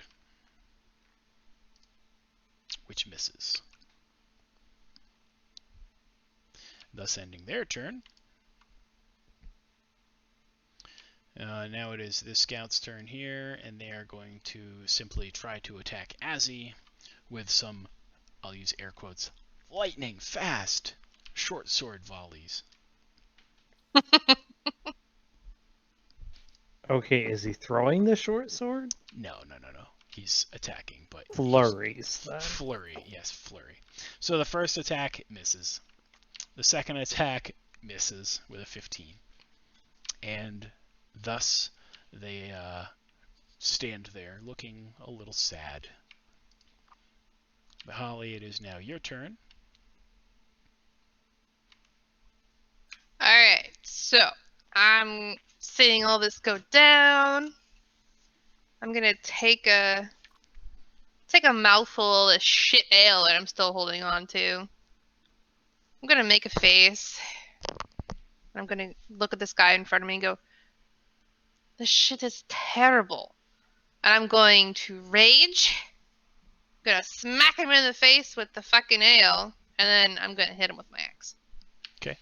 So I'll make it the improvised hit for 1 damage on the guy in front of you with the ale. Okay, I just did it for flavor, but alright. I'll take it. I mean, that's basically the same thing if you were to punch someone. It's basically just 1 damage. Okay. Unless you're a monk, in which case you get to roll for damage, but otherwise it's just a 1. So because you just hit him in the face with a tankard of ale, he takes a damage. Okay. I'm also going to I'm going to make these attacks reckless. I would like to rage. I would like to rage. And Yes. I would like to make them reckless. So Okay. it's 10. Well, I guess it depends on if it hits. So what's the bonus for reckless? She gets advantage. on I get all advantage when I attack, but anything that attacks me also has advantage until the end Let's of see. my next turn. Yeah. So the first swing is a miss. The second swing is a miss. Are you serious? Mm-hmm. The fuck? They're particularly armored. These guys are my equal. I'm guessing like 18 or 17, depending on what kind of armor it actually is. I'd assume 18 if it's plate. Ah, so let's hope they have shitty saving throws. Alright, so I'm going to spend 1 luck point and try to swipe again.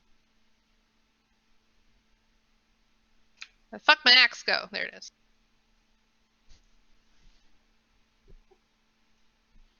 Okay. So using the 1 roll that you would ultimately have for that, which would just take the first one in an advantage scenario from luck, you still hit with a 23. So you hit with a 23 for 11 plus 3, 14. Well, that's my turn. Good hit. I think it's the first hit we've done to them.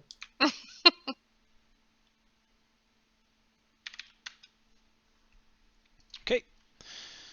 Noted. Next up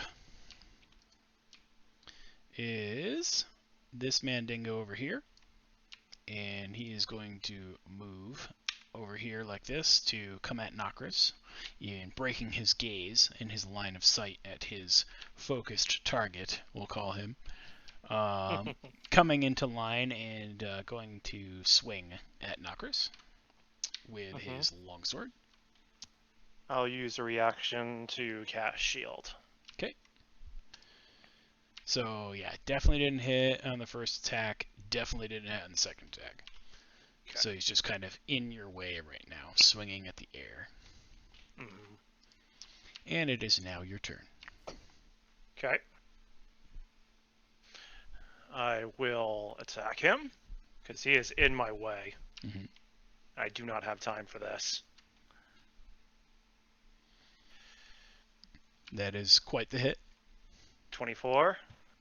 And I am going to smite this individual. Okay. With a 3rd level spell. So...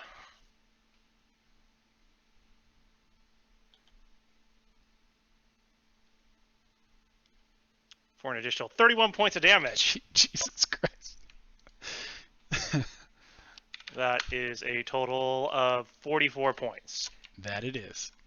He is still standing in front of you. However, he is in awe and terror of the onslaught that was just unleashed upon him, and is So wishing as I he deliver had this not blow, done that. so as he's looking at me in awe and terror, I speak in a very deep guttural rumble as I kind of lay into Draconic. I will break you in half to get to him. Now stand aside. I know he probably can't understand a word that I'm saying, but it's this deep guttural rumble of Holly just is aroused. words that he cannot Stay understand. angry. Stay angry, Holly. We need you. Holly's like angry aroused. She has a rage boner, I guess, is the Yeah. way I'd phrase that. Rage lady boner. Okay, fair enough. Yeah, so this guy is basically, I don't want to say shaking in his boots, but Right. effectively tormentedly frightened by what you've unleashed upon him and these words that he does not understand. Gotcha. That is perfectly fine. And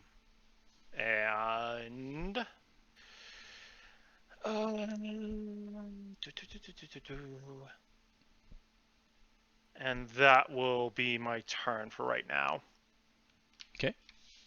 What? No fireball into the far corner over there? I'm surprised. Oh, it's coming. I have plans. I have plans. Trust me. Okay, so the unknown assailant paladin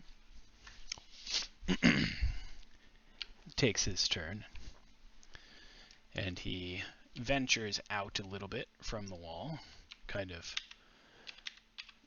casually, almost like he knows the outcome here anyways, but is stepping forward to join the melee. Utters under his breath, "Let's just cut to the chase. This is pointless anyways." And he summons forth a sphere of hellfire, throwing it forward towards the tents to detonate right here in the middle of the courtyard. So, everyone affected in a 20-foot radius, which I will draw a circle for our ability to see this. Draw shape. Basically everybody. Yeah, I kind of guessed this might happen. Including all the other enemies. Basically like that. That's the radius. So if you're covered by that box in any way, shape, or form, you're affected by the explosive nature of this ball of fire.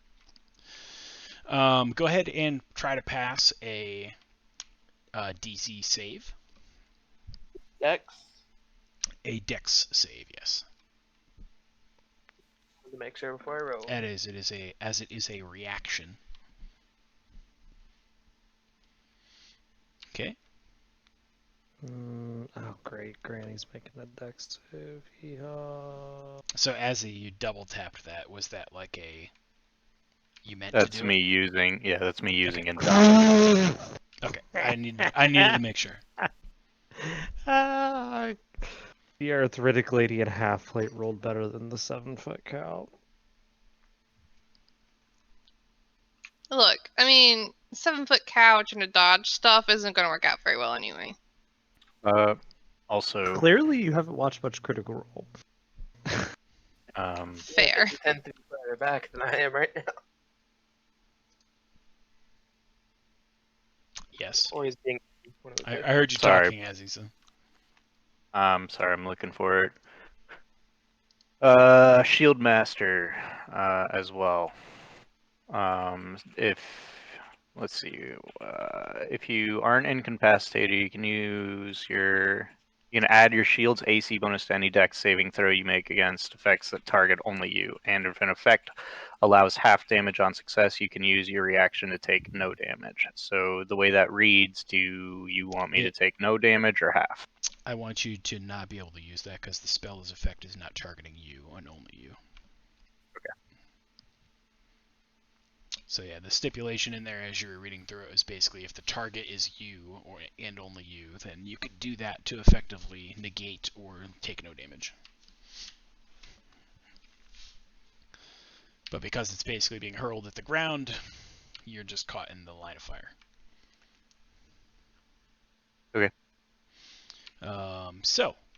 I have rolled for all of the NPCs, and you guys have all rolled. So, the results are, Azzy, you succeed. Talia, you fail. Calorie, you fail. What? And all of the NPCs in the area fail. It was against a Dex 18 DC save throw. Wow. God. I think the DM might actually be trying to kill us this time, guys. I mean, we did just There's walk in here. Just like, oh, hey, guys. Wanna play? Okay, so Damage dealt out here is going to be 23 fire damage from the flames and the eruption of the explosive force. So take 23 from that. And then necrotic. And then the necrotic damage that follows it for the hell that is part of it for 35. Am I taking all of that? You passed, so you take half. So basically So- take 24 and a half is 12, and 35 and a half is 18, so take 30, Azzy. So we just took 50 damage for the people who failed. Fuck.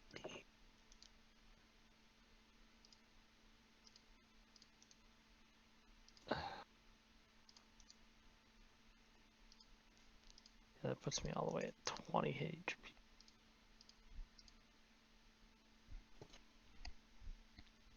It's a good thing we long rested. Yeah, I guess.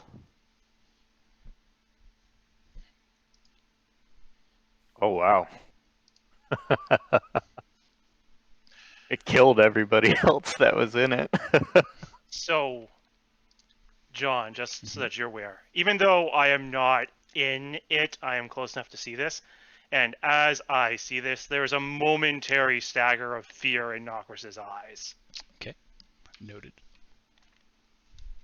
He quickly gains his composure again, but there's a momentary fear in his eyes as he remembers. Being this close to Knockers, would I notice this going on? Yeah, I would say, because you had already been kind of being perceptive against what was happening with him specifically. Yeah, I'm not necessarily hiding it. This is battle. Not moving or anything, but just kind of, noticing this out of the corner of my eye. I'm gonna turn my face towards Knockers, and I'm gonna keep my eyes on this guy, and I'm just gonna say, "Get it together." So bolstering him back into fighting shape, as it were. Yeah. All right. So that is the end of his turn. It is now this guy's turn. Having just watched the terrorific. I don't know how to say that to make it embody the correct emotion, but having seen the terrorizing effect, thank you, of that particular launched assault, one of which many of these individuals in this crew have never seen the actual power of this particular paladin that had joined them. This individual here is in a terrored state, and they attempt to flee. So they will move this way, drawing the potential attack of opportunity from Holly. Fuck yeah. Does my reckless... So, reckless... when you make your first attack on your turn, you can decide to attack recklessly, give you advantage on melee weapon attacks. This is during this turn. Is that only during my attack, or will that also incur advantage? It's that you get advantage, but they get advantage on you for their next turn before it's your turn. Right, no, she's saying if it's for It attack would- opportunity as well. In my opinion, it would still be in effect because of the fact that it hasn't, your turn, quote unquote, hasn't come back around to be your next turn. Neither are the enemies affected in such a way that some effect will end after they use it in the moment of their turn, when it's like a duration effect. Okay, so I would still get advantage on this attack Yes. of opportunity? Okay.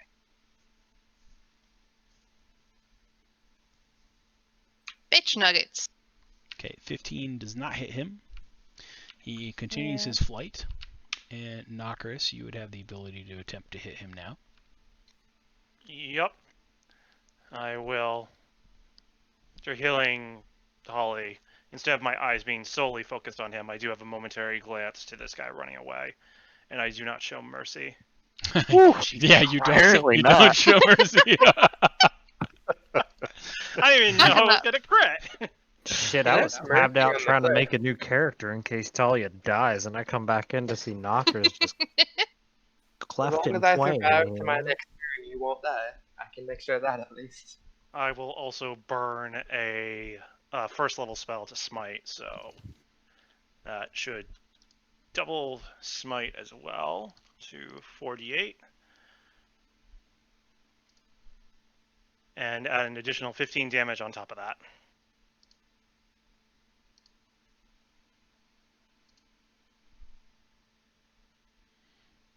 Okay, he is still standing, although kind of staggered for a moment as his flight continues.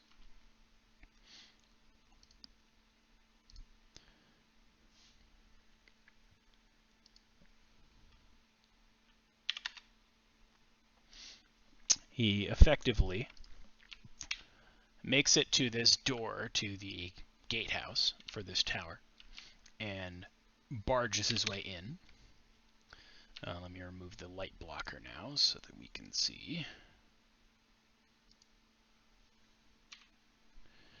And let me do this.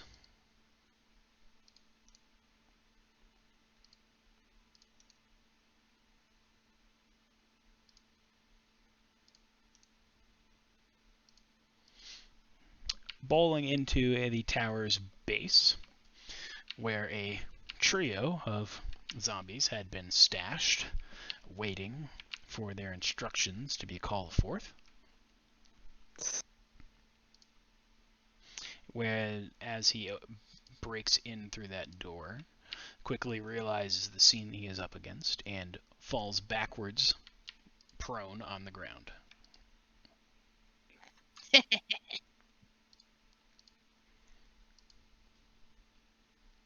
Is the door broken? The door is broken. He effectively, like shoulder tackle, broke his way in through it in his run of terror.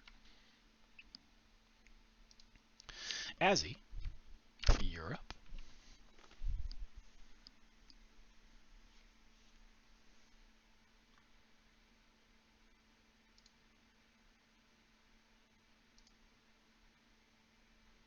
Sorry, I have to figure out what I need to do now.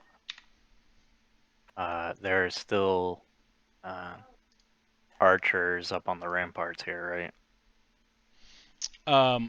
Up to the Sort of. northwest of you mean? Yeah. Yes. Here? Yes, there are a pair of individuals at least that you can tell that shot through the little fiery holes in the wall. And how do I get up there? Via the stairs? You can either attempt to scale them, which would be the difference of about, let's call it 25 feet vertically. So you'd have to try to climb 25 feet vertically at the base of the wall to reach the little walkway. Or you would have to go up the stairs to get onto the embankment, or the emplacement, and then would have to make your way around, which, from the view that Holly had given you before, well, I guess technically you don't know it, but your best point of action is probably going to be to go a southerly route. Okay. And there's this that's the paladin, right? The one who cast the... That is the paladin that threw the big ugly ball of boom. And that was just an instantaneous, it's not like lingering. Correct. Okay. And Riga, is that the redhead? Tell me that's the redhead. Nope, Riga is not the redhead. Damn. Makes me sad. Alright. Well.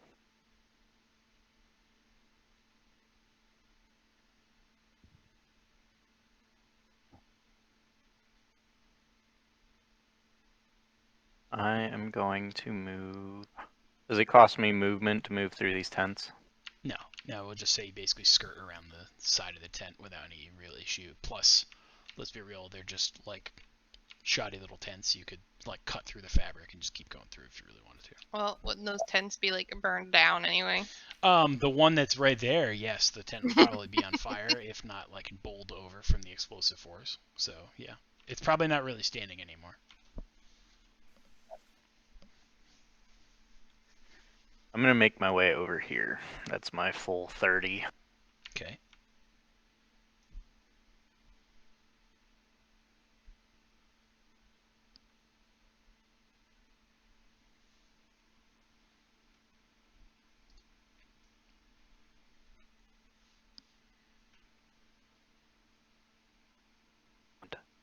Let's Okay. see.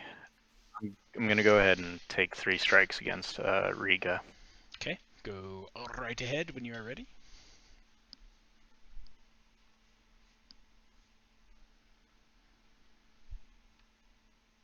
Miss. Miss. Miss. The fuck was that? Making up for not getting hit by the big boom boom as hard as the rest of us. I got the 30 fucking points of damage. I'm sorry. I took 58. I'm sorry. I almost died last session. Welcome to my. almost died. 56 HP. I almost died. I'm literally at half, less than half. Quit your I'm at bitching. 22. John, Alright, I is got that the end down of into your the 20s last session, so go fuck yourself. Okay. All right. That's fair. Dang. Did you die though? God damn it. God Mine. fucking damn it. All right, Talia, it's your turn. No, I fucking make a strength check against this bitch and try Okay. to knock him to the ground. Oh, all right. Yeah, let's do it. They are knocked prone, unless you want to push them. It's up to you. Can I have a mulligan? God damn it. Can I have I should have fucking started out with that, so that way I would have had fucking advantage, but I didn't think of it. So, yeah, that's my turn. That's all I can do. Oh, no, it's not. It's not the end of my turn. Fuck you. I'm gonna make Damn, 3 more son. fucking attacks. You're gonna action surge it. Yes. Here you go. Now you have advantage.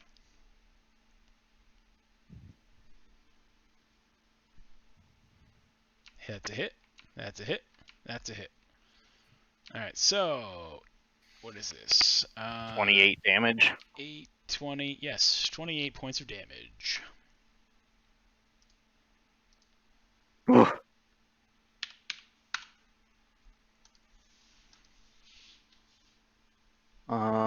Does action surge give me a bonus action back too, or is it just the action? Just the action. Yeah, Okay. it's just your action. Yep. That will be all, senior. Okay. How do they look after that? They still look pretty good. Fuck. I mean, granted, as good as they can look when they fall down in the muck on the ground, and basically you just, beat them up real good while they're on the ground. That's basically how they look. All right, so Talia, you may go. Alright, first part, bonus action to drink a potion, right? Right, Mhm, cool. I pop a greater healing potion. Does a body good.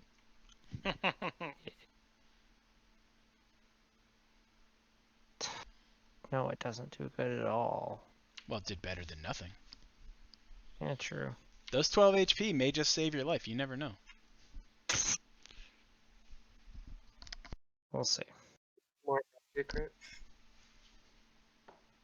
Okay, so I have many things that I can do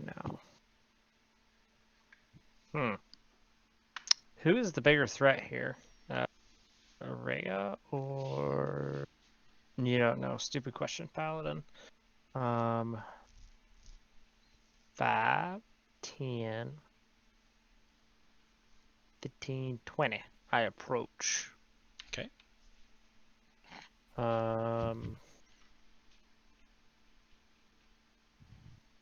Then we're going to hit them, hopefully, with Booming Blade, which need to make a flail attack as part of casting the spell. So.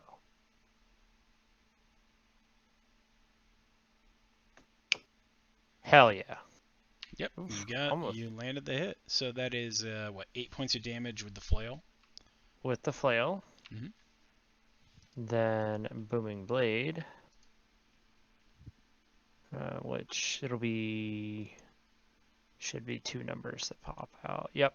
So 12 thunder damage now, and then they'll take an additional 8 if they choose to move before my next turn. I believe that's the way it goes. For my next turn. Yes, until the start of my next turn. I'm at the end, so don't move.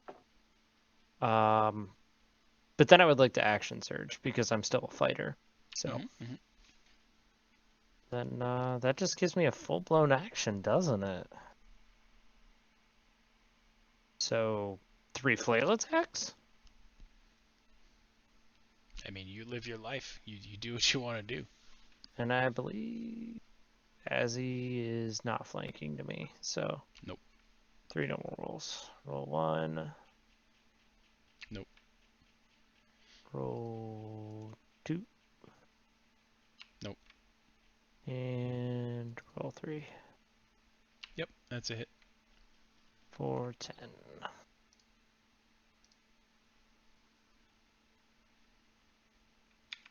I believe that's yeah, that's pretty much all I can do for the moment. So All right, duly noted. oh. All right, Action surge has been checked. it is now around to the top of the order. The guy over here is now in terror of the scene which was unleashed in the courtyard before, and is going to attempt to make his way out over this way.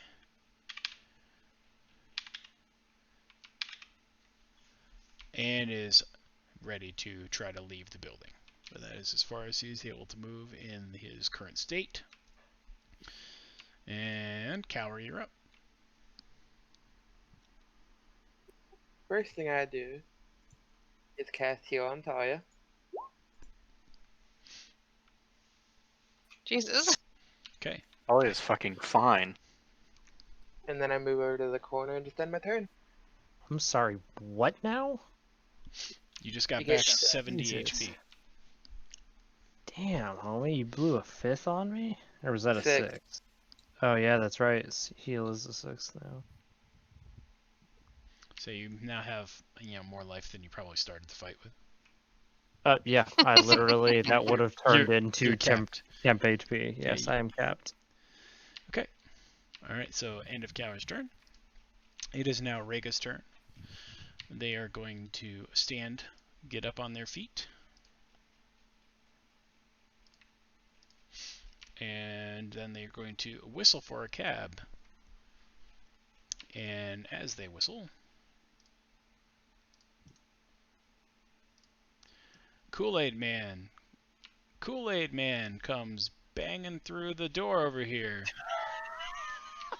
Oh look, the reason for the name of the game. And the Chimera is now on the field. I told y'all he's trying to Joy. fucking kill us. Aren't you glad I healed you, Natalia?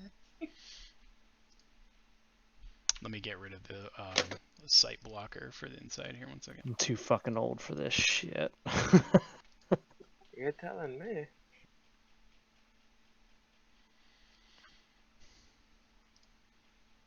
Okay. So that is the end of Rhaega's turn as he basically whistles and calls out his companion / pet, his Chimera. Is it really his Chimera, or does he belong to the Chimera? That's his. Basically, he found a young Chimera and took it in and effectively fed it, and found that as long as she continued to feed and lavish treasure upon the Chimera, it was happy, because a Chimera similarly needs treasure hoarding like a dragon would. So you wonder if there may be something in that tower, perhaps. But it is now this scout's turn in here up on the wall, where they are going to attempt to flee as they bust through the door and make their way into the courtyard, then jumping down off the wall next to Cowrie, and then proceeding to run around. So it's 5, 10, 15, 20, 25, which draws the attack of opportunity from Cowrie should he wish to swing. I'm just staring at the Chimera. Okay, so you're just watching the Chimera.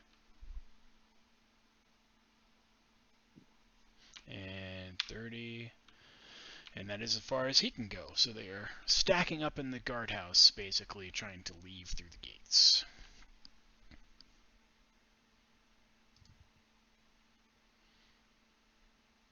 And then following suit, you see another of the scouts come out on the wall above Cowrie, run down a little bit, and instead of trying to jump in towards where all this stuff happened, their terror causes them to jump outward, which they jump over the wall 30 feet down into the ditch of the water in the moat that they thought maybe was deeper than it was, and in fact take, let me roll damage for them here 1 second, 25 points of damage, colliding with the less than deep water, basically breaking many bones in their body, causing them to be immobile and effectively drown in the moat. And Bro, you Okey-dokey making then. this boss fight like no one, metal as no hell. one can see what actually happened because they're outside the wall and the light blocker is preventing it. But needless to say, a scout jumped off the wall and is now dead in the moat. Holly, you are now up. Okay. Holly is going to. This is rough. Holly is going to give Nagras a little nod and catch his gaze. She's gonna snap his fingers at him to catch his gaze, and she's gonna say, again, get it together and do what you have to do. And then she's just gonna fucking sprint off. And we're gonna pop over here, and we're gonna give Riga a couple of smacks with my axe recklessly. Okay. In my mind, I like to think that you turned to him and just said, "For Frodo," and then charged. Oh my god. Frodo! Anyway, and that's a hit. Ooh, that's definitely a hit. That second one. Ooh, spicy. So the first one is 11 plus 4 is 14. Plus 4? Plus Plus three? 3. Sorry, plus 3 is 14. The second one, because it's vicious crit, is 14 plus 12 is 26 plus 3 is 29. And then 14 is 43, right? Take your word for it, math. Did that include my, don't I get a bonus for, I think it's already rolled in your crit. Yeah, it is. probably is, okay. Yep. 1d12, 1d12 and then the plus other one, 2, and then another 1d12. an additional 1d12. Yeah. For the Bruto. So what is that? That's 29 just Jesus from the Christ. attack. Yeah, it's a So- total of 43, I think, that just got unleashed. Jesus Christ. Does it I'm have an married. extra plus 3 on the attack though from raging?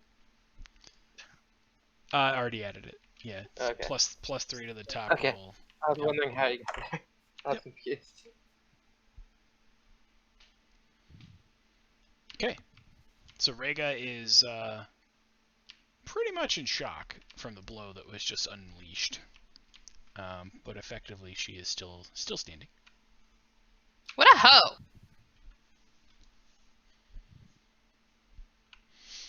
I Please assume, don't say that with angry s- baby. I assume that's now the end of your turn. Yeah.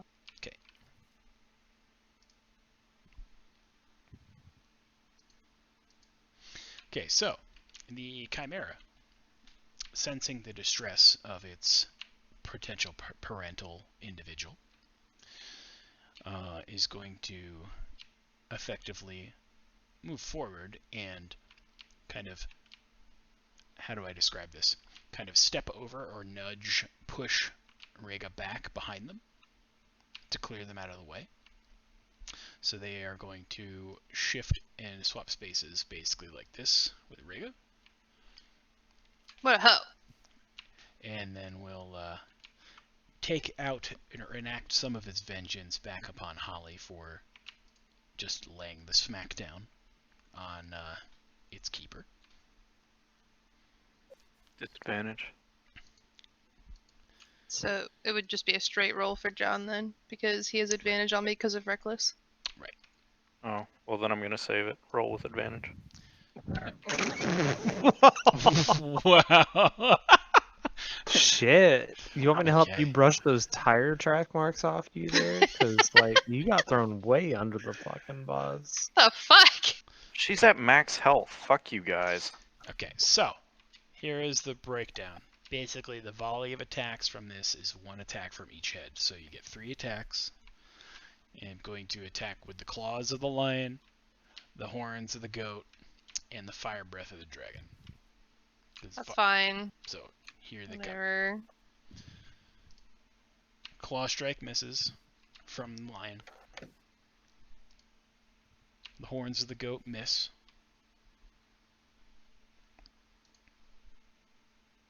But whoops, I wrote the wrong one. Okay, so give me a dex save, please. Dex save. And you as well, Azzy.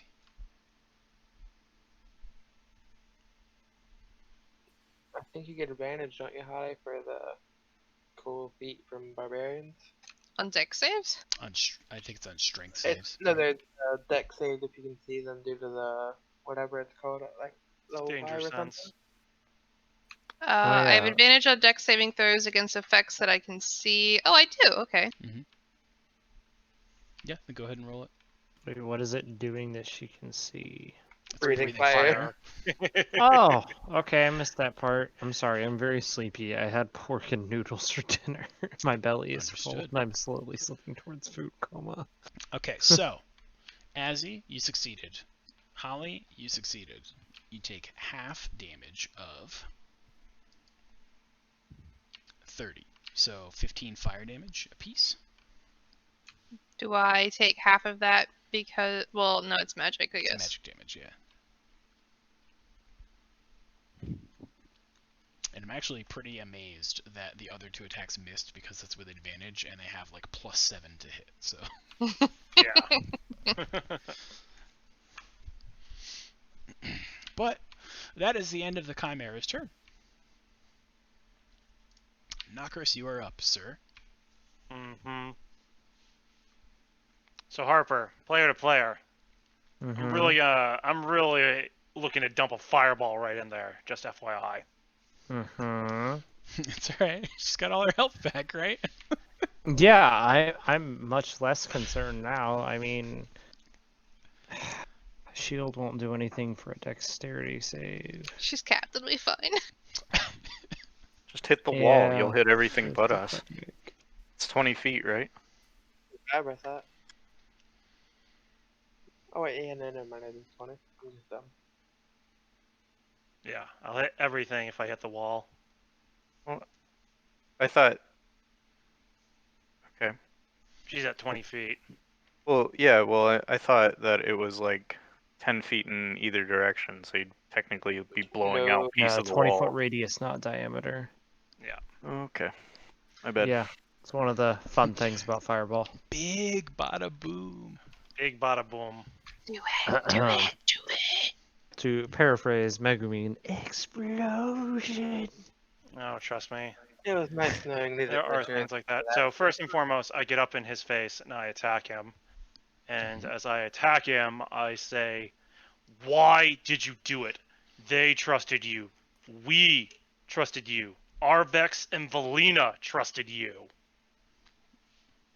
And my attack is not going to hit with a 15, I bet. +2, 17, but it 17. still misses. Okay. That's right. I'll keep track of the +2 for you if you don't remember it. That's fine. No, I'll remember moving forward. I just Yep, forgot. All good. So his retort as he parries your attack.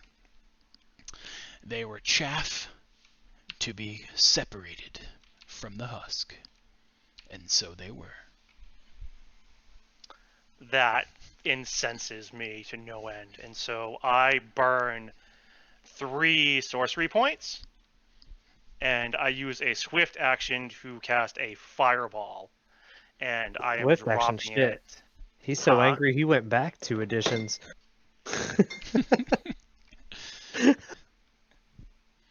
I'm sorry, I couldn't resist the joke. Yeah, I didn't quite catch it. That's okay. I said swift action. He's so angry he went back 2 Yes. editions. Oh, yes, bonus action. I still play Pathfinder on the weekends, so this always throws me for a loop. So as a bonus action, I'm going to cast Fireball. I'm going to cast it at 5th level. Okay. As a bonus action. Okay, it's gonna be big.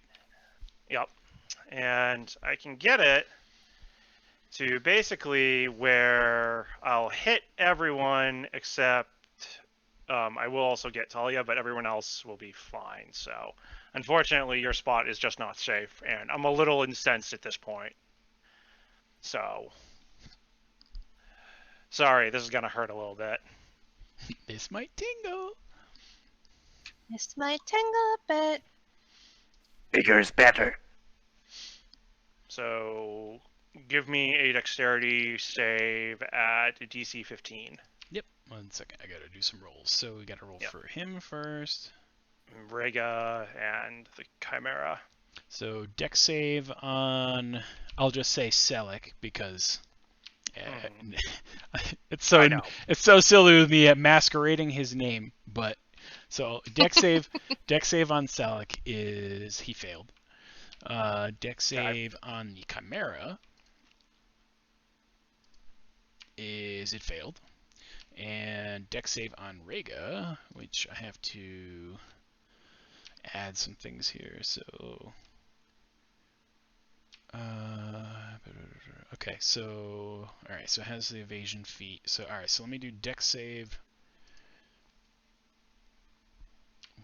with advantage, and you said it was 15?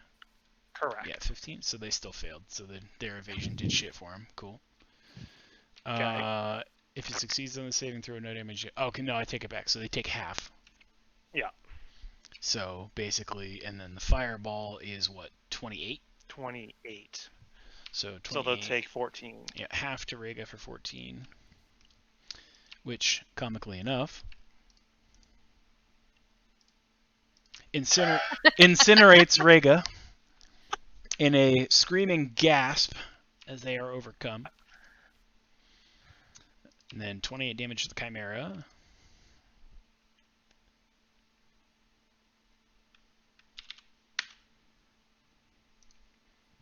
And then Selleck. Oh, I guess I technically still need to make a save, don't I? Yes, you do. Oh, I keep telling myself it's not true. Trust me, I tried to figure out multiple ways I could get all okay, of we should them. be fine.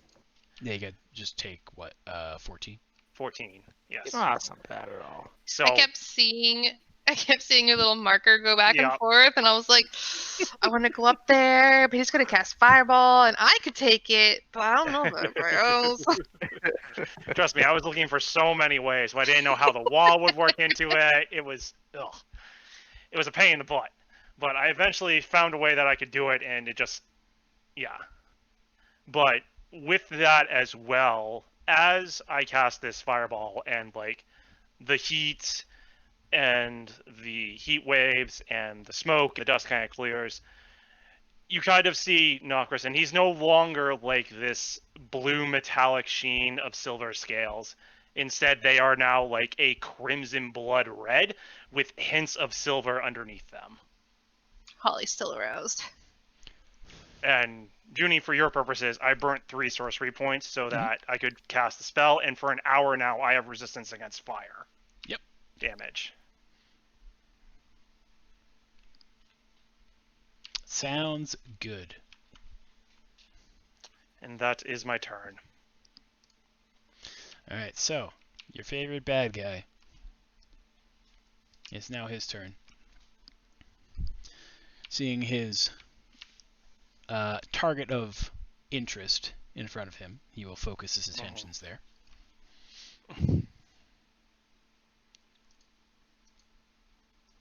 I will use my reaction to burn a first level spell slot to cast shield again.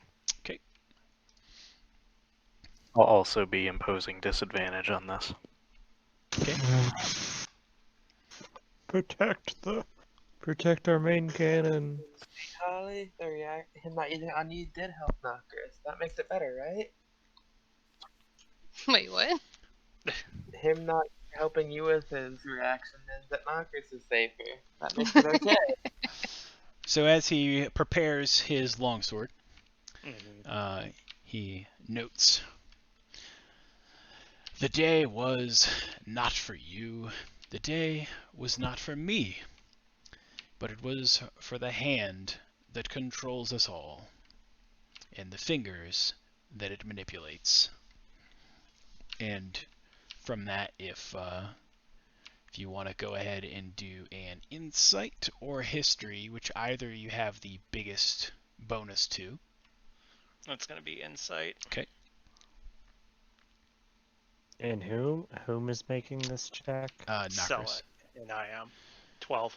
So your insight, you can discern that his calls basically are effectively to that of apparently someone behind him that appears to be kind of pulling the strings, as it were, calls to these fingers in the hand. You note fall back into kind of cultist history, where you know that there is a cult known as the Red Fingers, which are controlled and manipulated by the Lich Lord Vecna, where he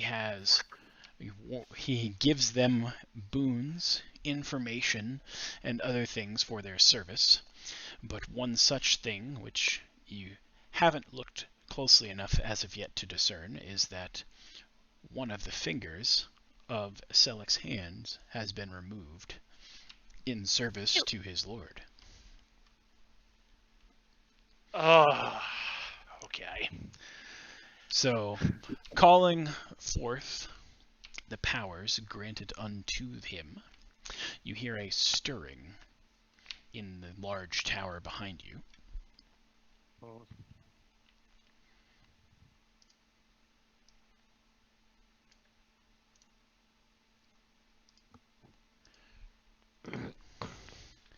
As many forms of undead rise out of the muck of the tower, audibly and partially obscured visibly by a somewhat broken gate holding the tower door currently slightly ajar. But it has across it the what do they call those things? The gate blocker locks, like the big beam that you would put down, that you would be able to use. The door bar. The door bar that you would be able to use to seal the door. And you have some time to then be able to do so before the undead make their advance. So Where is this? Here? Yep, right there. Basically, that door segment is slightly ajar, needing to be held shut with the door bar, and the many denizens of undead have now risen from inside. As they rise out, all the crows on the roof take flight and depart. And after basically chanting the rise of the undead, Selleck gets to still take one swing at you with his longsword, which you have already, which you have already imposed disadvantage against him and cast shield. So Yep. What did you say the order was again? That is for Vecna's personal cult? the red fingers. Red fingers. Thank you. Yep.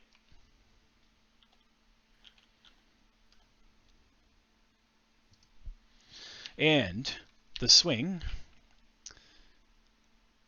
Let's see. What does shield give you for a bonus?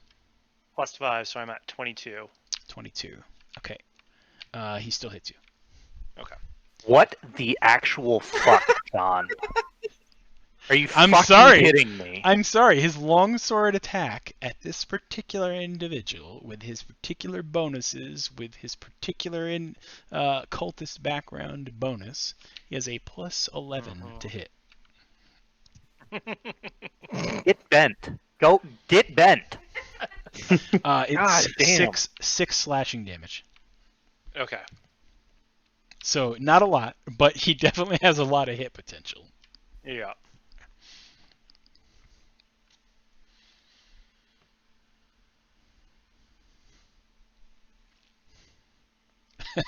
Yeah, who would have thought, Calorie? Who would have thought? All right, thus ending his turn. Now we turn our attention to the southwest tower, where the trio of zombies will now attempt to make a meal of this individual who has released them and or fallen at their feet.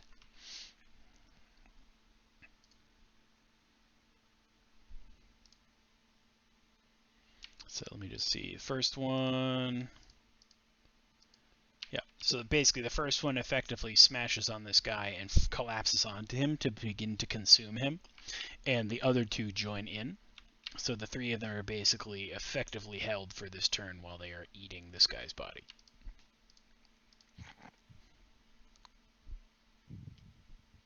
That's the dude that's getting eaten.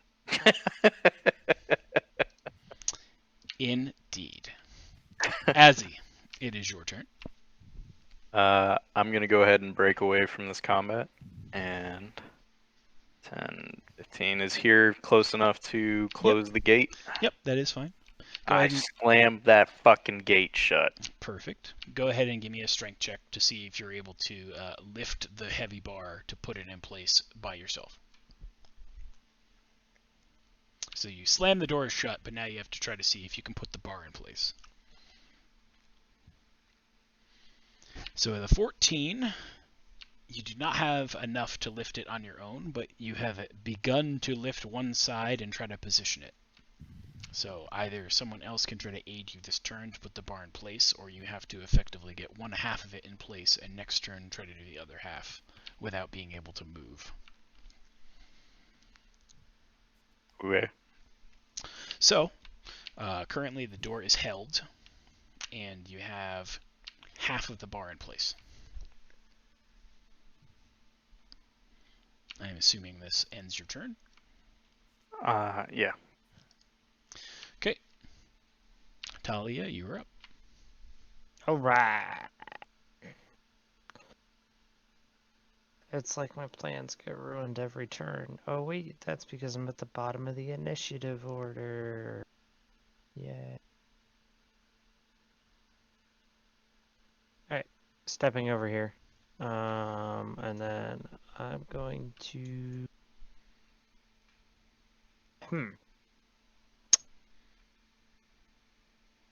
Let's take a whack at douche nuzzle that's human-sized over here. Whatever his fucking name is. It's not important because he's about to die. Human-sized douche nozzle, okay. Yeah. That I can hear the super dude. Murders everyone. Don't say that too loudly next to Knock. I'm so looking super cool, dude. Hey man, Alright, he's a super cool fireball. He's pretty cool. He's evil, but you know, gotta respect the hustle. Let's do Booming Blade. So flail.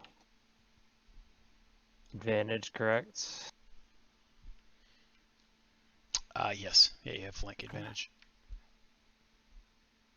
Dope. Alright. Ow, hee-haw, 4 bludgeoning. Boo. Yep, so 4 bludgeoning it is. Followed by spell. Which I don't need advantage on a spell roll, I just need normal spell roll, please. So, ooh, damn. I'll take So that. 15 Shit. initial and a reverberating 11. Yep. Okay. Which I don't think Select's gonna be moving anyways, but better safe than sorry. But good old fighter lets me use war magic, so bonus action says I swing my flail again.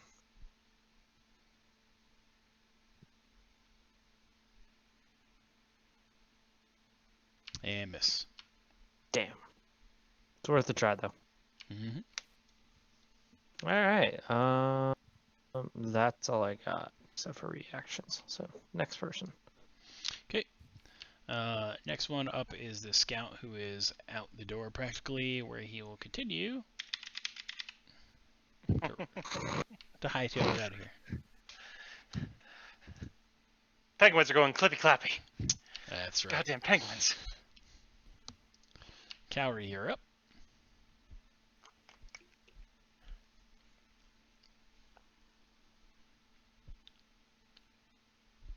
He's been drawing a lot of shapes trying to figure it all out, so.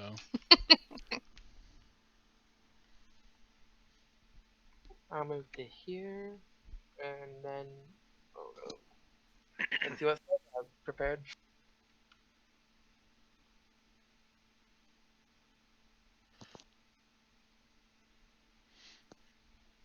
So you're moving there, and then you are preparing an attack? No, I'm trying to. Oh. I'm checking if I have the spot needed. Okay, No. okay.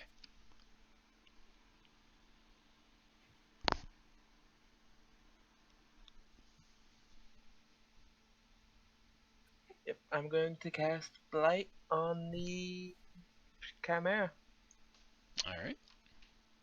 Oof. Damn, breaking out the big bucks. Shit. Recognize that spell. And due to my feature, if it normally resists necrotic, it does not for my spell. Okay.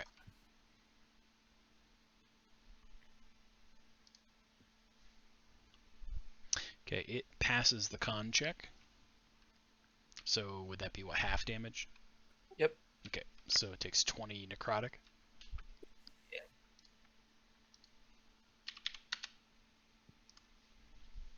And my sanctuary fades. And then my turn. Hold up, your sanctuary's been active this whole time? Yep, Yeah, for a minute until I attack. nobody else has been trying to attack Cowrie because everyone else died. I guess Cowrie's not been attacking anybody, so... It doesn't fade until either I attack or a minute passes. Alright, so Damn. next turn, Scout, who, guess what? They're gonna run. So they are out of here, fleeing for their lives. Holly, you are up. Oh, Holly is going to take a couple whacks at this Chimera. Not recklessly, just normally, but I am still raging.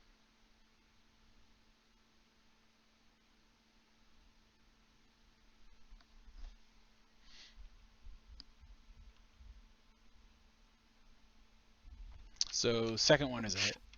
Oh, that's 7 though. So For 15. 15, yep. I'm just gonna keep on hanging out where I am and keeping my eye on Knockers over there.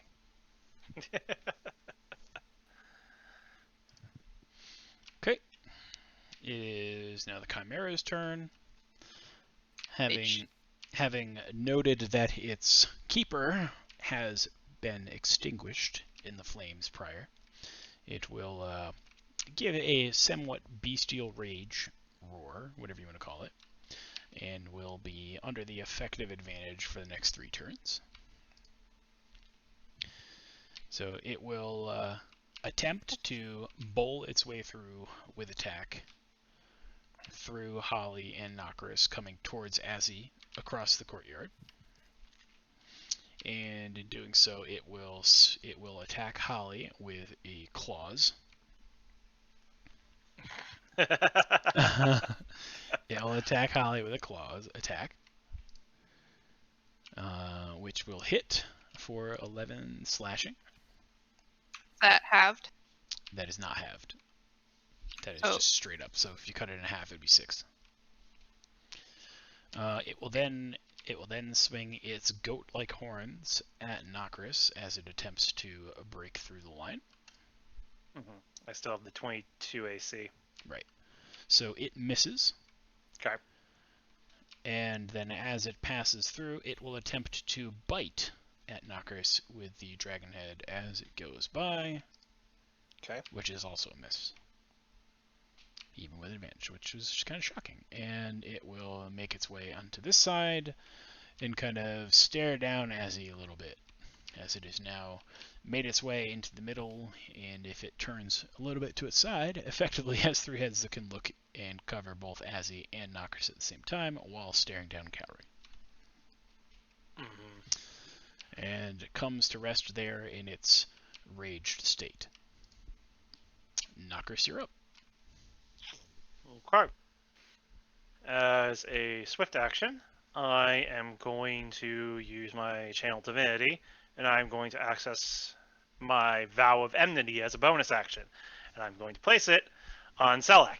So now I have advantage against him for 1 minute, or until he drops to 0 HP, or falls unconscious. Mhm. Unconscious. All the things you want. Yeah, exactly. Yeah. So there's that. And then I'm going to attack him. And question. Since I'm also flanking with Talia, is it just normal advantage still, I take it? Yeah, it'd be normal advantage. I'm not going to grant you any special double advantage or anything crazy. I figured, but I would just ask. Doesn't 27. Doesn't look like you need it in the first place. Yeah, No. so 27 plus 2 is 29 for a hit. Yes, for 15 Alright. points of damage. And then I'm going to Divine Smite him with a 4th level spell slot. Okay. He still counts as human, right? Yes. Okay. So he takes 35 points of damage in total. Okay. As I stare him down and I say, well, I am your judge and jury now, and I find you guilty of murder and treason. I will make sure you return to your master in nothing but ash. So as he takes the volley from you, the blow, he retorts that we will see who the true judge is when the day is done.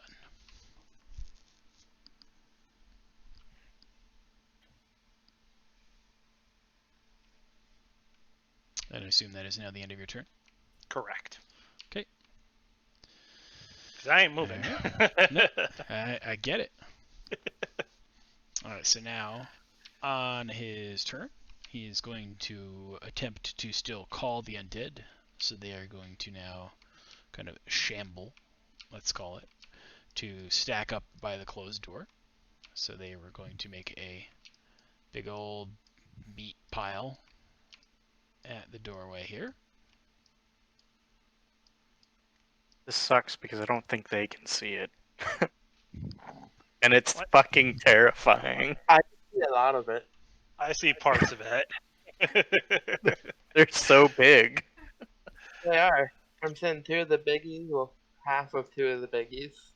and like 4 regular zombies. I look to the edge of what looks like a third biggie. So after calling them forth with one of his actions, he will next cast the spell Destructive Wave in front of him. So we need to do a con save, I believe. Okay. Let me just pull up the spell card so it's easier to see.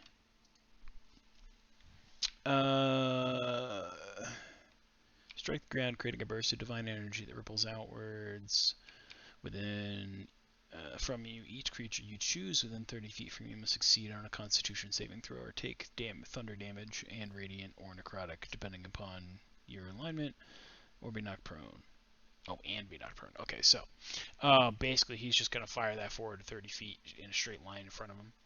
Yep. So me and So Azzy. you and Azzy and the Chimera, because he's no friend. He's no friend of the beast.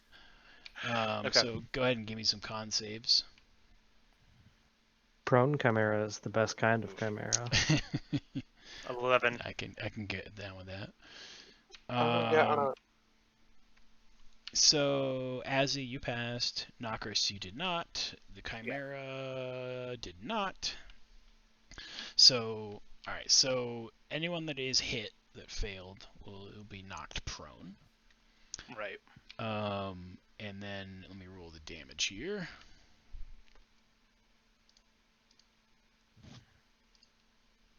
Okay, so 18 thunder damage. Okay. Is this halved for me? Yes. So 18 thunder and then 17 necrotic. Okay. So then the Chimera takes 35.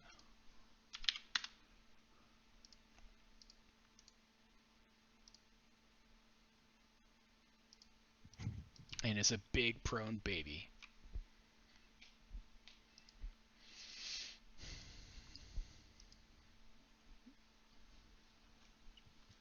I'm not gonna last much longer. Yeah, well, I think you're lying to me. So then that is the end of his turn.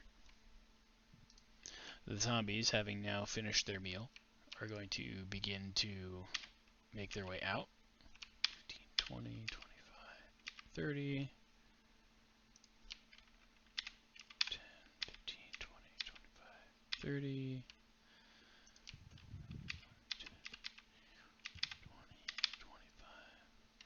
30. They make their way to the middle of the courtyard. Kind of. What? They're not gonna stop and start eating on the corpses that are all around? Oh, they're flame broiled. Like, come on. Oh, I'm sorry, I didn't know zombies were picky. They're They've not a lost all fan. their flavor to them. They don't like Burger King. I was just asking. Sorry. I'm answering. Burger you. King, have your human your way. That's right. Grief. Azzy, you're up. I'm just gonna finish this door. Okay.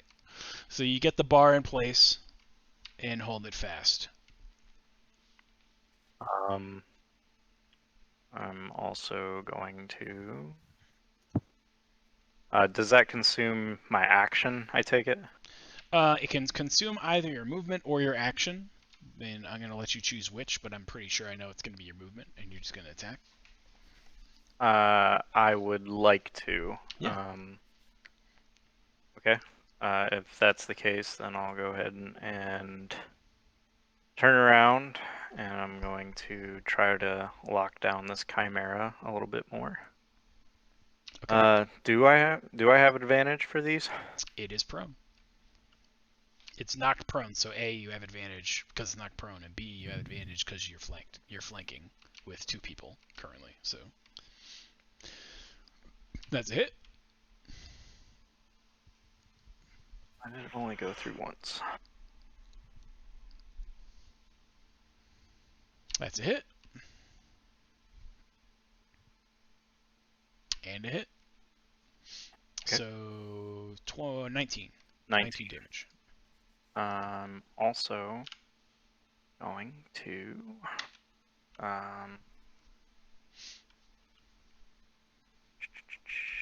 Sorry, I have to find the right ones.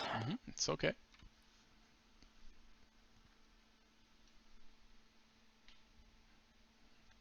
Going to make one of those a menacing attack. Okay. So I need a DC 14 wisdom, It passes. and I'm going to go ahead and roll that. I think it's D10 for these. Is it D10? I don't fucking remember. Why am I so Would be if it uses retarded? your superiority die, because I think that's a D10 by now. Yeah. Yeah. Yeah, it is. So it takes an additional 10 damage. Okay. bad. And if it passes, it half. No, it's just the damage is flat just for doing the attack, And the wisdom part is an effect after the effect? Yeah. Okay. Yep. Alright, so- Then, on top of that, as a bonus action, I'm going to second wind.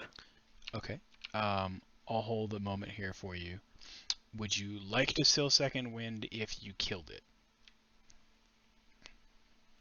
Second wind restores his HP. Then perfect. Yeah. Go ahead. Second wind. It's dead. You slain the chimera. The 3 heads slump to the ground as you effectively, give it a little. Oh, what's that? 1d10 plus my fighter level, so I gain 16. Yep. But I killed the chimera. I like to imagine that his second win, quote unquote, is either A him- victory pose. it's either a victory pose or him reaching into his back pocket and taking out a flask that we just didn't know existed, or a cigar of some type. Actually, I'll have you know that the way it happens is I find that niche between the necks, I plunge my sword deep into it, Mhm. and as I'm ripping it out, I rip it out upwards, not just pull it out, so that way I'm creating a nice gash, and as I do, I sort of fall to one knee and breathe. And it's such a relief breath. It's almost like a cinematic breath. And then I stand back up and resume my pose. Nice. All right. Yeah, I can be cool. Fuck you. Yeah, you can. I didn't say anything different. It was more towards John. That's all good, man. All right. So thus ends your turn, I assume? Yes. All right. Fantastic. Granny, you are up. It's a shame Granny used her action surge and then missed 2 out of the 3 already. But Booming Blade works, so we're gonna keep doing that. Yeah.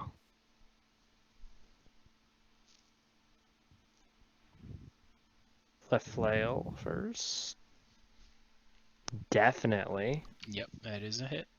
9 points. Followed by the boom. Jesus. So Please 15, let him move. 15 Please let him initial. move. Yes. Mhm. So 15 initial, and then of course I'm going to bonus action thanks to War Magic and get that extra attack in there. One more weapon attack. Okay, that's a hit for 9 more. Alright, and that's all I got.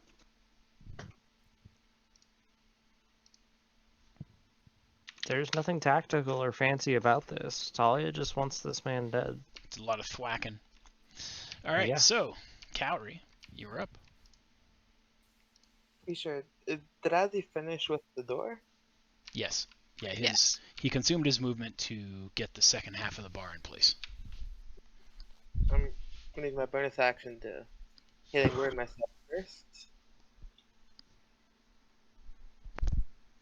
413.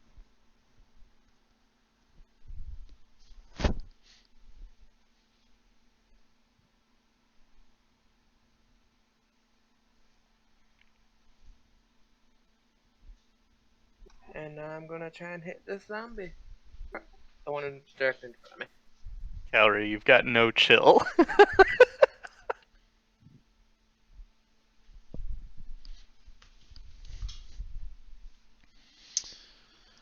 Well, I will let you guess that the 22 is probably a hit. I have a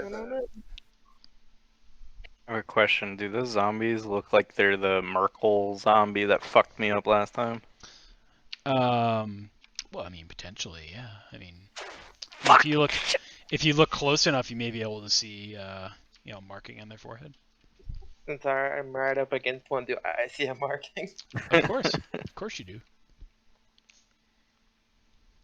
All right, To make sure. Yeah. so I'm you sure. hit 22 for what? 16? Yeah. Okay.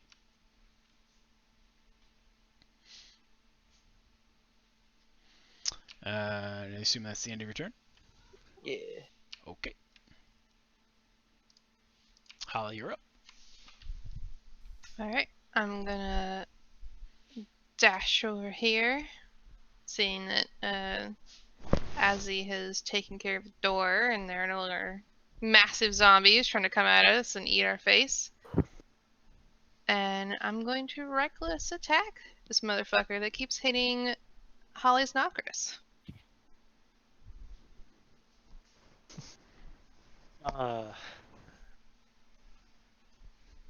Oh my. Fuck! Well, at least one of Ouch. those hit. Ouch. Yep, so All right. 13. Yep. That's what I got. Because I can't use a luck dice to spend it on one of those, right? What do you mean? Like, can I spend a luck dice to re-roll that first one? So the way that would basically work would be, it would have been like you rolled the attack, but because it rolls everything for it, you would have had to decide if you were going to re-roll it for the first attack with the reckless to then determine if we were going to do that. So if you want to still roll one for that, you can. I'll give you the ability to do that, but basically the way it would be is if you roll one, the way it's supposed to work is the luck die is supposed to be you make a determination before damage is dealt or the hit confirmation is made from me, you would effectively re-roll the luck die. But because we kind of know that a 7 is not going to hit, I'm pretty sure you would have gleaned the idea that you may you may want to re-roll that. Okay, I'm going to re-roll that first one then. Okay.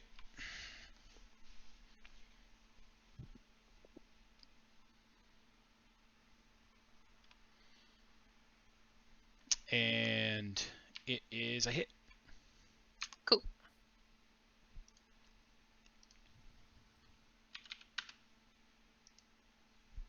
That's it. That's my turn. Okay. Knockers, you're up. Alright, I'm gonna get up, since I'm prone at the moment. So I get up. As I rise, I am going to burn 2 more sorcery points to cast a spell as a bonus action.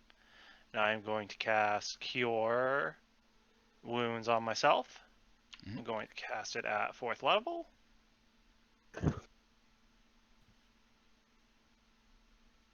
I'll heal for 21.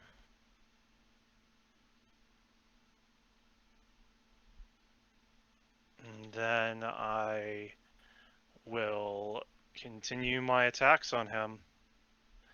So we've pretty much set our pieces at this point, and right now it's literally just in the hands of fate to determine who comes out on top.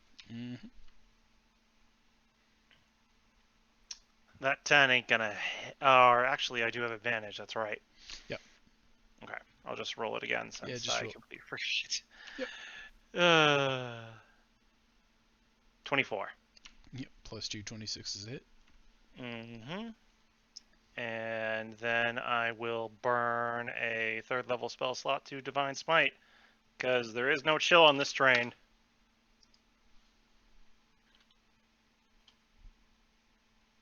No chill on this train, so you must not be a fan of Snowpiercer. Player likes Snowpiercer the movie. I've seen it. It's pretty cool. I haven't seen the series yet. So in total, 36 points of damage. Okay.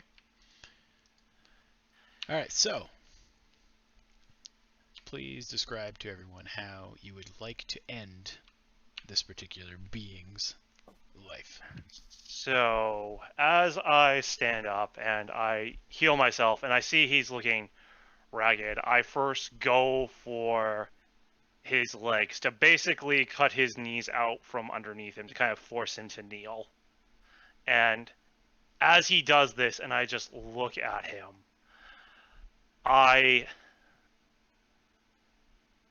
there is no remorse, no sadness, no pain. There's just something akin to regret, but not really there. And I say a small judgment of Savros, basically saying the scales have been righted, the justice has been weighed, and I find your defense lacking. You are guilty of your crimes. Atone for them. And I just take my greatsword and I slowly push it through his chest, never breaking eye contact with him. So as he gasps and languishes, as the sword pierces through him, his eyes flare for a moment in a red tone before his body seems to like suck out and kind of crush, and a cloud of darkness basically leaves from him, leaving only behind his armor and weapons. Oh, I am not happy with that. I have a sneaking suspicion about that.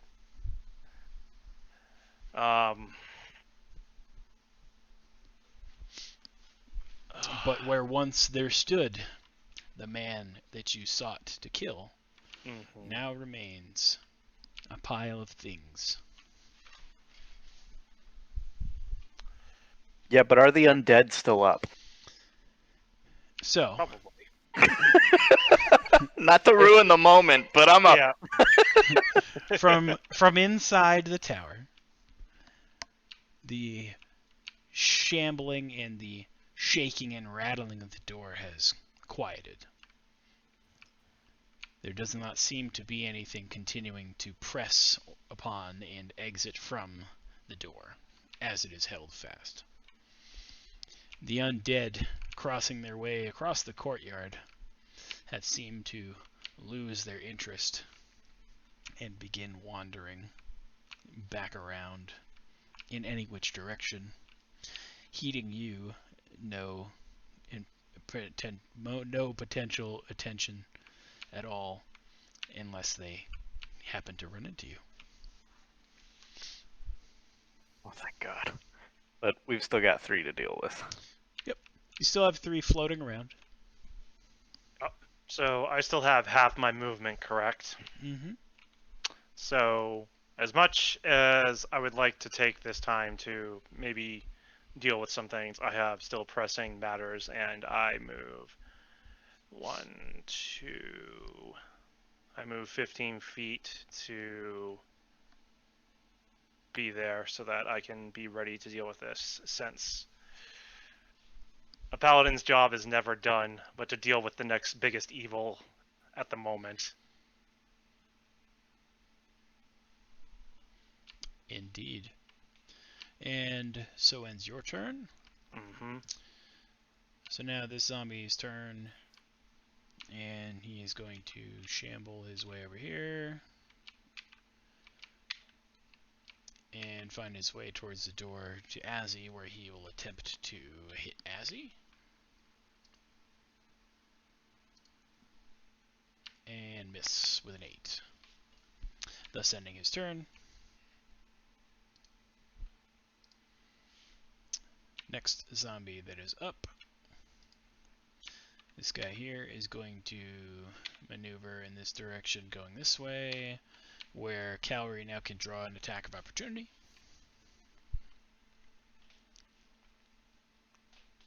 should he wish to take it. Oh, which he will. And it is a miss. The zombie will continue to make his way around the courtyard and come to end by the wall here. And the next zombie's turn right here. He's going to shamble forward and bump into Nokris and will take a swing. And he will miss for the 13 and thus end his turn. As you're up. Return fire.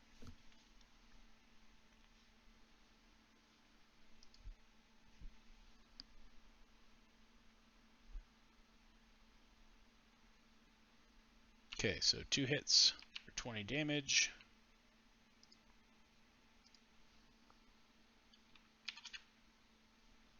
That one appears to basically be barely together still. Oh, thank God. I'm gonna shield master shove it too. Okay.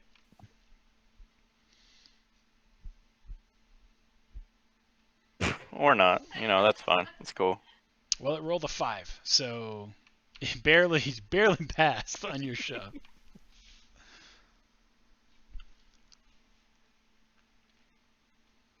Is that the end of your turn now? Yeah, that's it. Talia, you're up.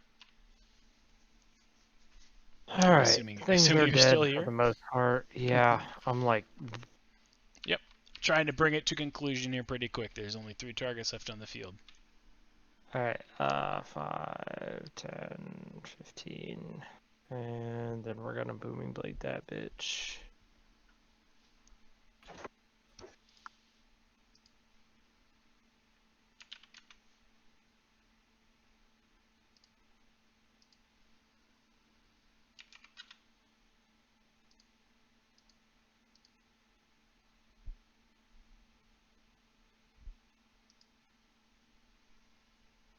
Sorry, my parents came downstairs. No, it's all good.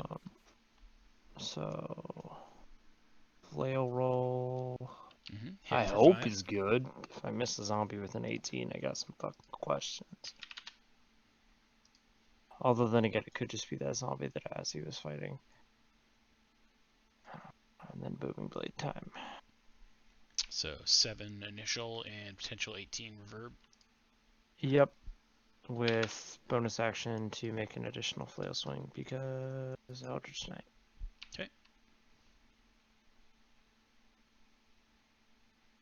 Is a hit. Oh, okay. For Cool. 9 is enough to crush him. Sweet.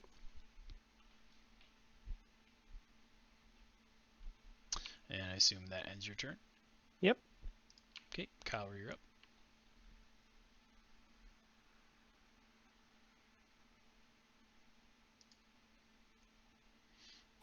I started it against the zombie. I'm gonna finish it. Mm-hmm.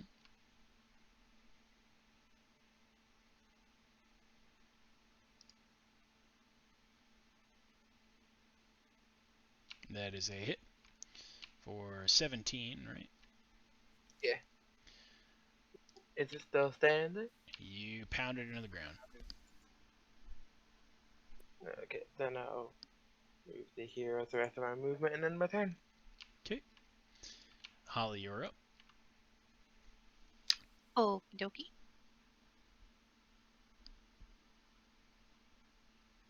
So as these kill, return the favor. Yep, I'm gonna reckless attack. Okie doke. Yep, hit for 9.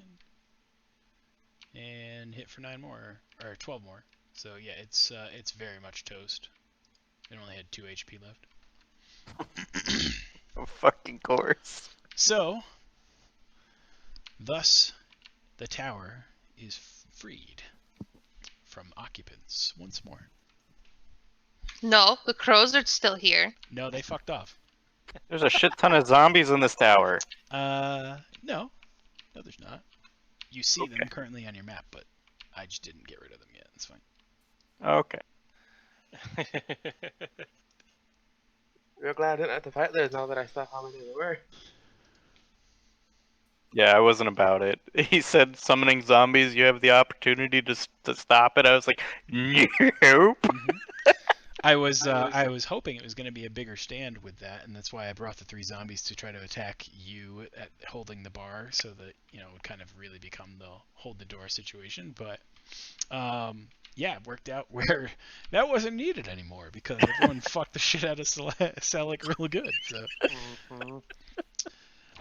But I think for the sake of brevity, Yep. I will end the session here tonight. We will recap to kind of conclude the events that occurred in the tower at the start of next session. And in the interim between, you are free to level up yet again. Woo! And I will see you guys next Monday for next I week's won't session. be able to. be here for Okay, next so session I will see you work. guys for 2 Mondays from now. Oh man, I'm gonna have to write stuff down because I have plans and I'm not gonna remember them 2 weeks from now. Yep, I would suggest make notes, update your stuff to let yourself know what you're thinking, what you'll do, and yeah, good times. We will decompress the events next week or 2 weeks from now, and talk about Good things. session, guys. Are we good to do the level up now, though?